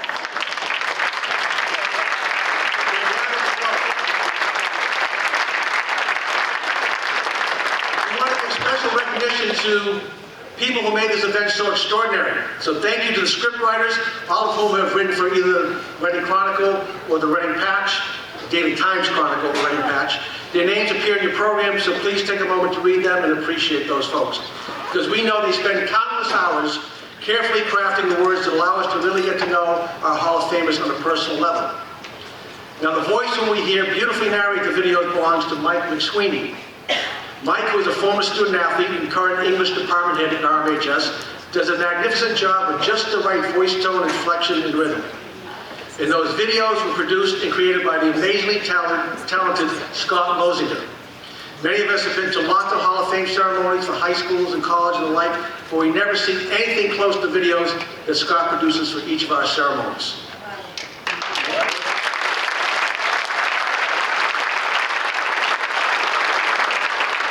Also thanks to Nick Face for conducting the interviews, for the interviews with the new members with his usual enthusiasm and professionalism.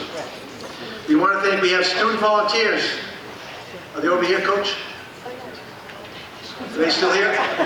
Caitlin Drumming, Audrey Thornton, Jack Quinn.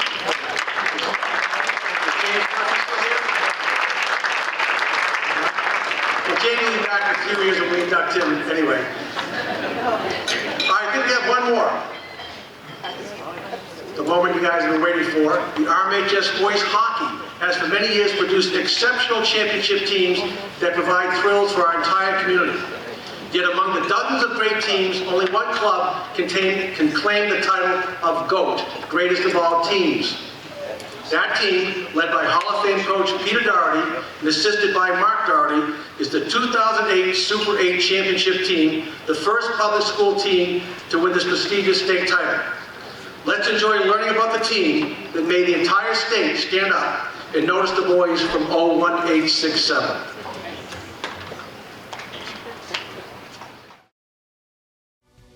Sports Zone 101 would like to congratulate the 2008 boys hockey team on their induction into the RMHS Athletic Hall of Fame.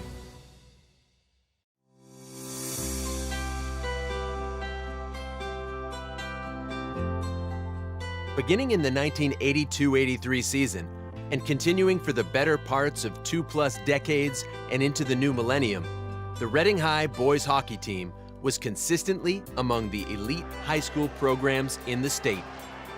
The Rockets practically owned the Middlesex League and were always capable of giving any school a fierce battle come state tournament time.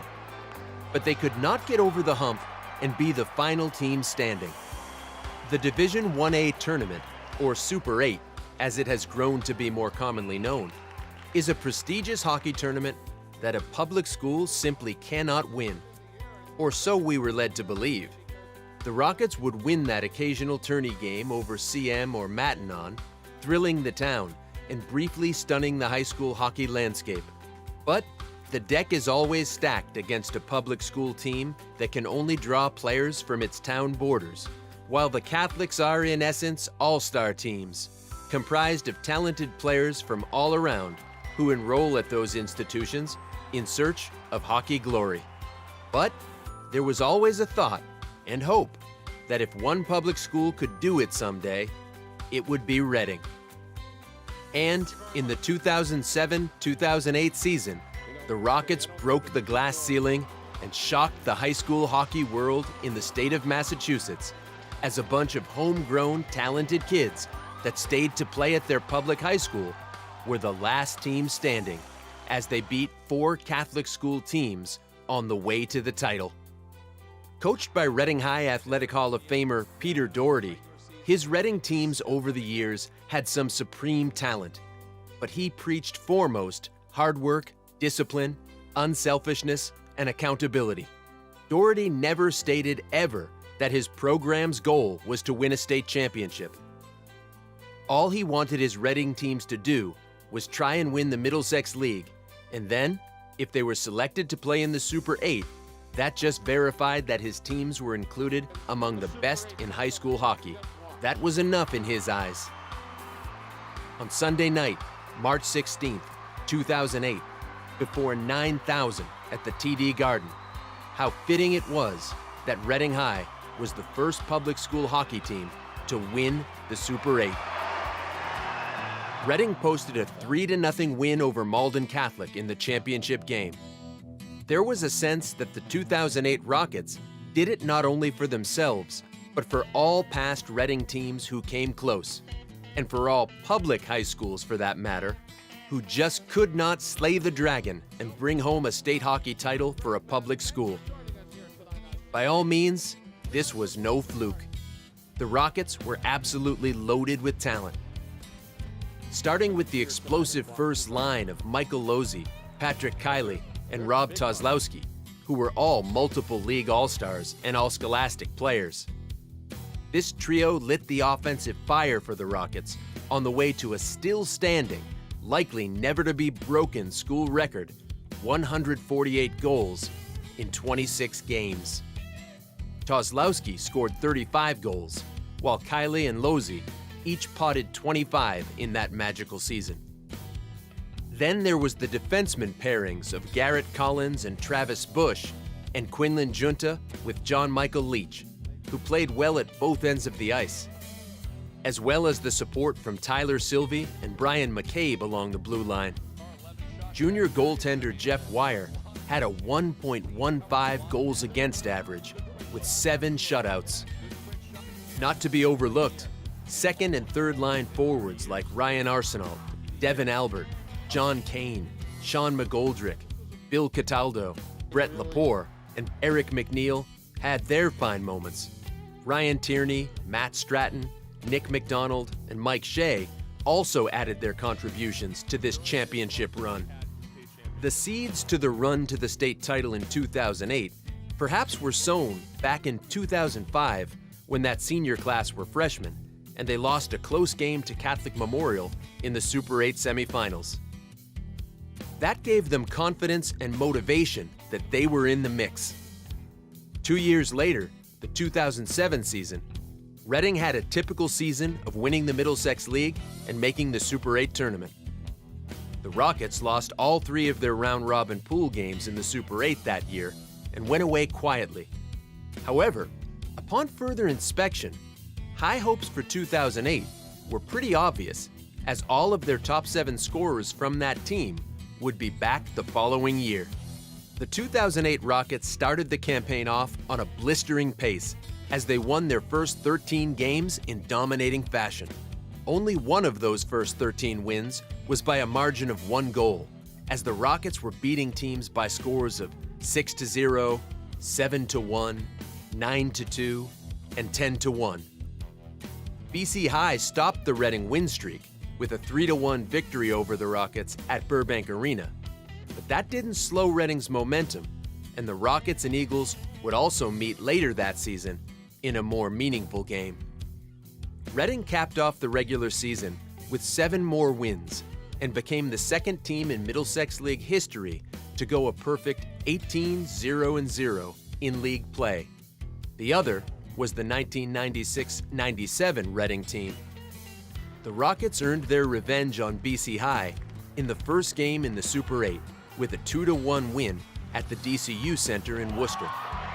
Goals by Losey and Kiley lifted the Rockets to the win and cleared a major hurdle for them while earning some confidence and momentum going into a meeting with Catholic Memorial. The Super 8 was played within 2 pools during that season, meaning the 8 teams selected all played 3 games, with the top 2 in each pool advancing to the single elimination semifinals. Reading's next opponent was Catholic Memorial. Oddly enough, this was the first meeting between the public and Catholic school powers that season. From 2001 through 2007, the 2 teams played an end of the regular season non-league game each year. But in 2008, that series was discontinued, so this single meeting was extra special.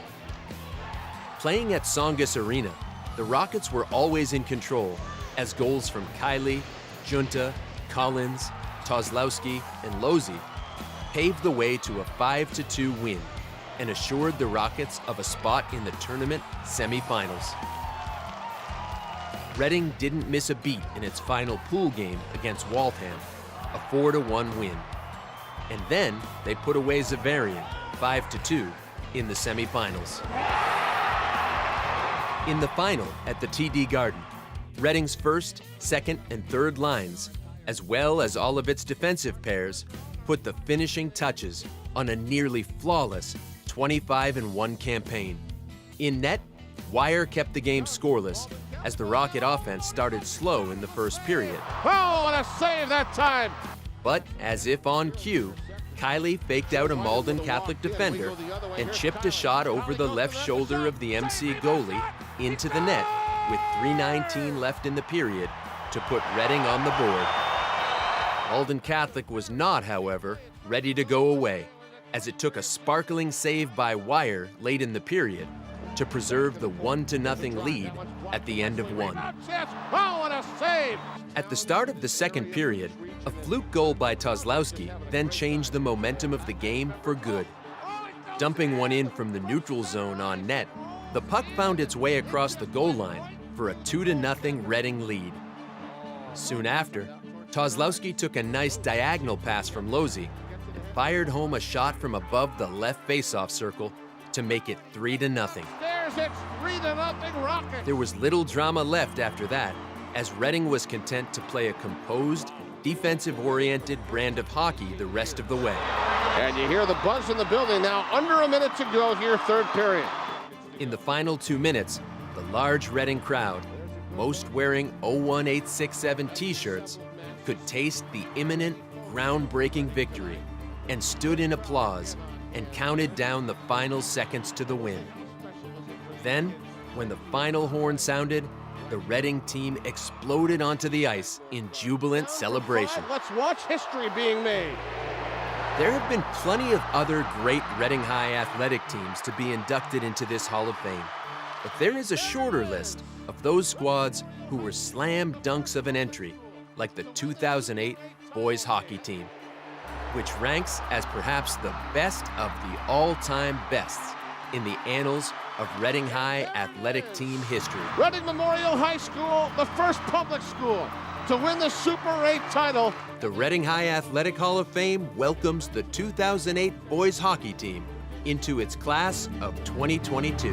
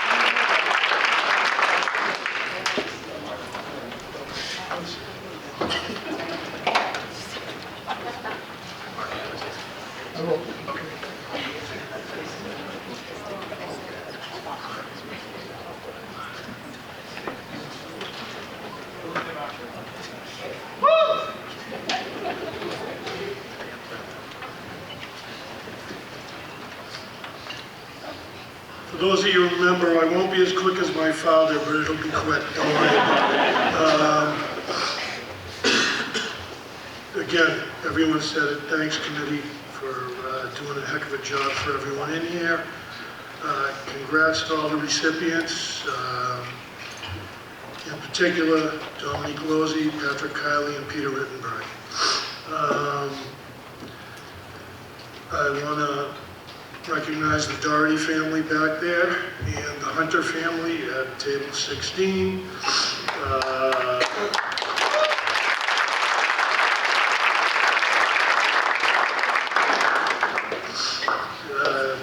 Coach Hunter and I have become great friends, and this is a night about all these guys, but if he wasn't on our staff, we wouldn't have had the success we had.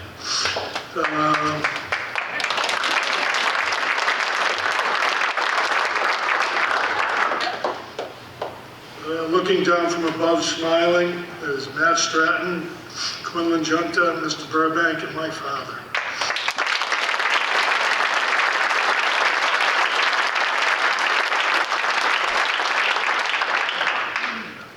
Michael is a little more wordy than I am in these sort of settings. So I'll hand it off to him in a minute, but I'm really not going to talk about the year. I'm going to talk about the strength of our community. In every sport, I see it every day.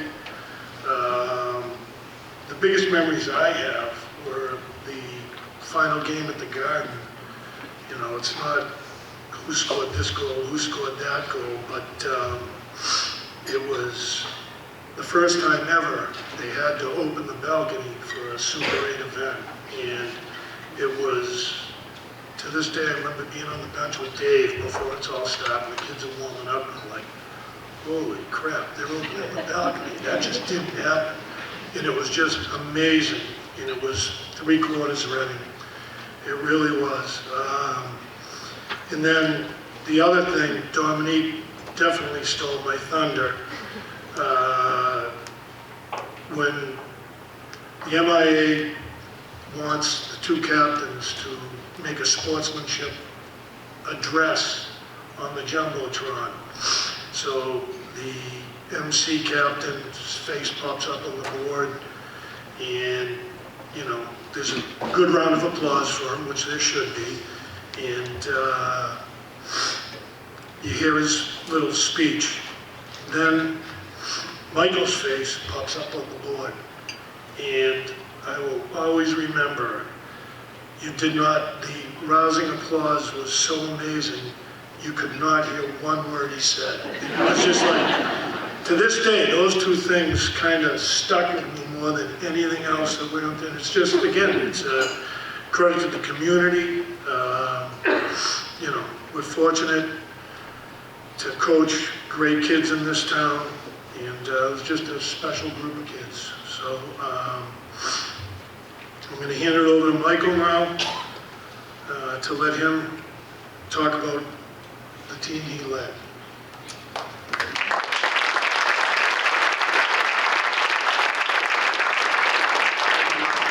And yeah, I remember thinking back on that day, and my parents said, "Are you nervous for the game?" Or they said, "Are you nervous?" And I remember thinking, "Yeah, I'm really nervous." And they're like, "Oh, don't worry." I'm like, "No, I'm really nervous about the speech I got to give before the game." And no one heard but I was practicing, and I completely forgot. But yeah, thank you, Mark, for those nice words. And thank you to everyone that worked on that video. It's clearly a tremendous amount of time and effort was put into its creation. The video and script do an incredible job highlighting the immense success we had over the year and illustrate the contributions made by each and every guy on the team. Thank you to the Hall of Fame Committee for so perfectly capturing and paying tribute to that special season. On behalf of the team, I want to thank the Hall of Fame Committee for this great honor and recognition. I also want to congratulate all the other inductees. I was fortunate enough to get to know and see many of the inductees play in their sports firsthand, especially my sister Dominique and Patrick. I know the commitment and dedication that they put in each and every day, and I cannot think of more deserving people to be recognized for this highest honor. Hockey is the ultimate team sport, not only among players, but truly requires a family commitment from day one. I'm sure every one of my teammates and their families has memories of early morning skates or long road trips, moms and dads taking us to practice and spending their entire weekend at a hockey tournament. This championship could not have been accomplished without all of your unwavering support and unconditional love over the years.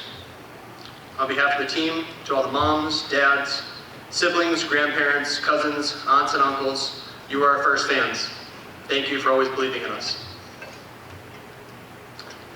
This team's championship run could not have been achieved without many great teams and players that came before us. I would be remiss not to acknowledge those that defined Reading hockey well before this championship. Chris, Steve, Sean were the guys we grew up cheering for and watching the Super 8. They are sewn into the very fabric of Reading High hockey, so much so that I don't have to say their full names. And everyone here that's a Reading hockey fan knows I'm referring to Chris Diamond, Steve Saviano, and Sean Collins. Those guys and those great teams instilled in us at a young age that Catholic Memorial and BC High were no different than the New York Yankees or Montreal Canadiens. The other group of players that I want to acknowledge were the guys that we had the honor of playing with while in high school. They may not have had their names on that championship roster, but they certainly paved the path for us. I wish I could mention them all by name, but we'd be here all night. Thank you for setting the bar of success so high and imparting in us what it meant when you put on a Reading Rocket jersey. You're a part of a legacy and a tradition of great hockey, and you helped us understand the immense pride you should feel when you come down that tunnel and onto the ice. It's been some time since that magical night when we beat Malden Catholic, and a lot has changed.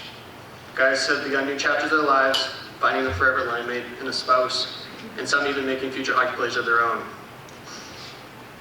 Some of the guys cannot be here tonight, but I know they're here with us in spirit. We lost Quinlan and Matt, and I speak for the team when I say I'm grateful to have known them and to have the memories we shared with them. They were two of the most loyal teammates and friends we could ask for, and they had a huge impact on our team's success. A few days past that I don't reflect on the memories and times I spend with them, and I'm sure I speak for everyone else when they share the same sentiments. Since the Super 8, we also lost our leader and coaching titan, Mr. Doherty, better known as Mr. D or Peter Puck. You cannot step foot in a hockey rink in the state of Massachusetts without someone knowing Mr. D. His presence and legendary status will forever be unrivaled in Massachusetts high school hockey. Having the opportunity to play for him and learn from him helped shape us into the men we are today. We also are fortunate to have another legendary coach in Charlie Driscoll. Charlie was a phenomenal coach, loved the game of hockey, but above all, loved his players. To our other coaches, Mark Doherty, Dave Hunter, every day you showed up, set the tempo, ran drills, and kept us focused. Thank you for always believing in us. Without your support, enthusiasm for the game of hockey, we would not have achieved what we did. And finally, to the guys, where to begin? I sat down, wanted to write this. I channeled Mr. Doherty, and he was saying, "Keep it short, Michael, please." He said that, but asking me to hand me the mic, and he knew I didn't really do good at that. And then he said, "That was a little long, Michael, but it's okay." Before writing this, I thought, what do you say about this team and that season? And it's really hard to put into words. How do you describe achieving a collective childhood dream? A dream that had been unattainable for so long, and then accomplishing it with some of your best friends, a group of guys you grew up playing with. The same guys you grew up going to those games with, hoping one day you could even make the high school team, never mind win the Super 8. However, it truly was fate in my opinion. The bond of that team was forged well before high school. Thinking back on the memories of playing street hockey outside of Todd's grandmother's house, or heading over to mine to play roll hockey on a tennis court. Tracing the memories of the years from buzzer hockey, to mites, to squirts, and peewees at Burbank Ice Arena, the foundation and lasting bond of that team was built then, and that's something that no Catholic school, prep school, or junior hockey's team could ever replicate. Lastly, I'm grateful for this group of guys. It was an amazing and unforgettable experience. I'm thankful for all the memories we had together and this lifelong bond that this championship will tie us to. I know you all feel the same pride and joy when you look back on what we accomplished. And we truly lived up to the Rocket Hockey name. Congratulations, boys.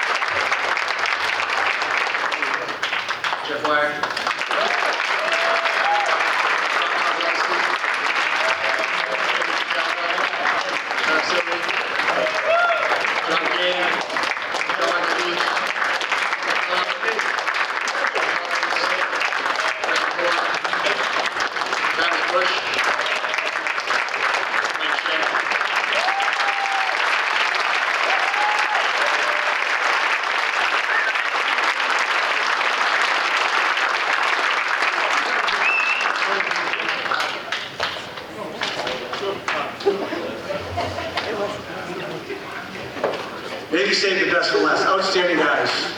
Mike Lowe's a classic job. Great job, guys. Thank you for that magical season. Good conference. Thank you for winning the match. I want to recognize a person who's been such a huge part of Reading hockey in the Reading community for many, many years. Shout out to Mrs. Judy Doherty.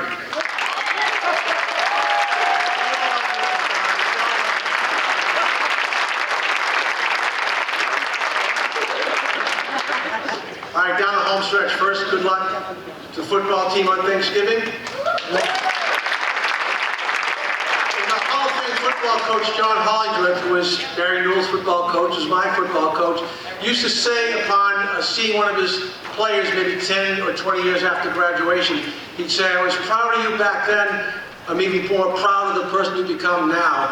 And I think speaking on behalf of all the many coaches here tonight who got to coach these wonderful Hall of Famers, we feel the same way. We can't express how blessed and fortunate we were to coach you kids, and how proud we are of you. So.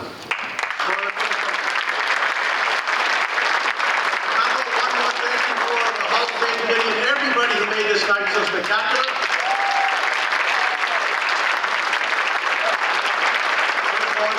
Let's give it up one more time for Hall of Fame teams and individuals who are certainly the best Reading High has to offer. So thank you folks. Hope you enjoyed the program. Have a great Thanksgiving. Wonderful holidays. Hope to see you back in 2024. Good night.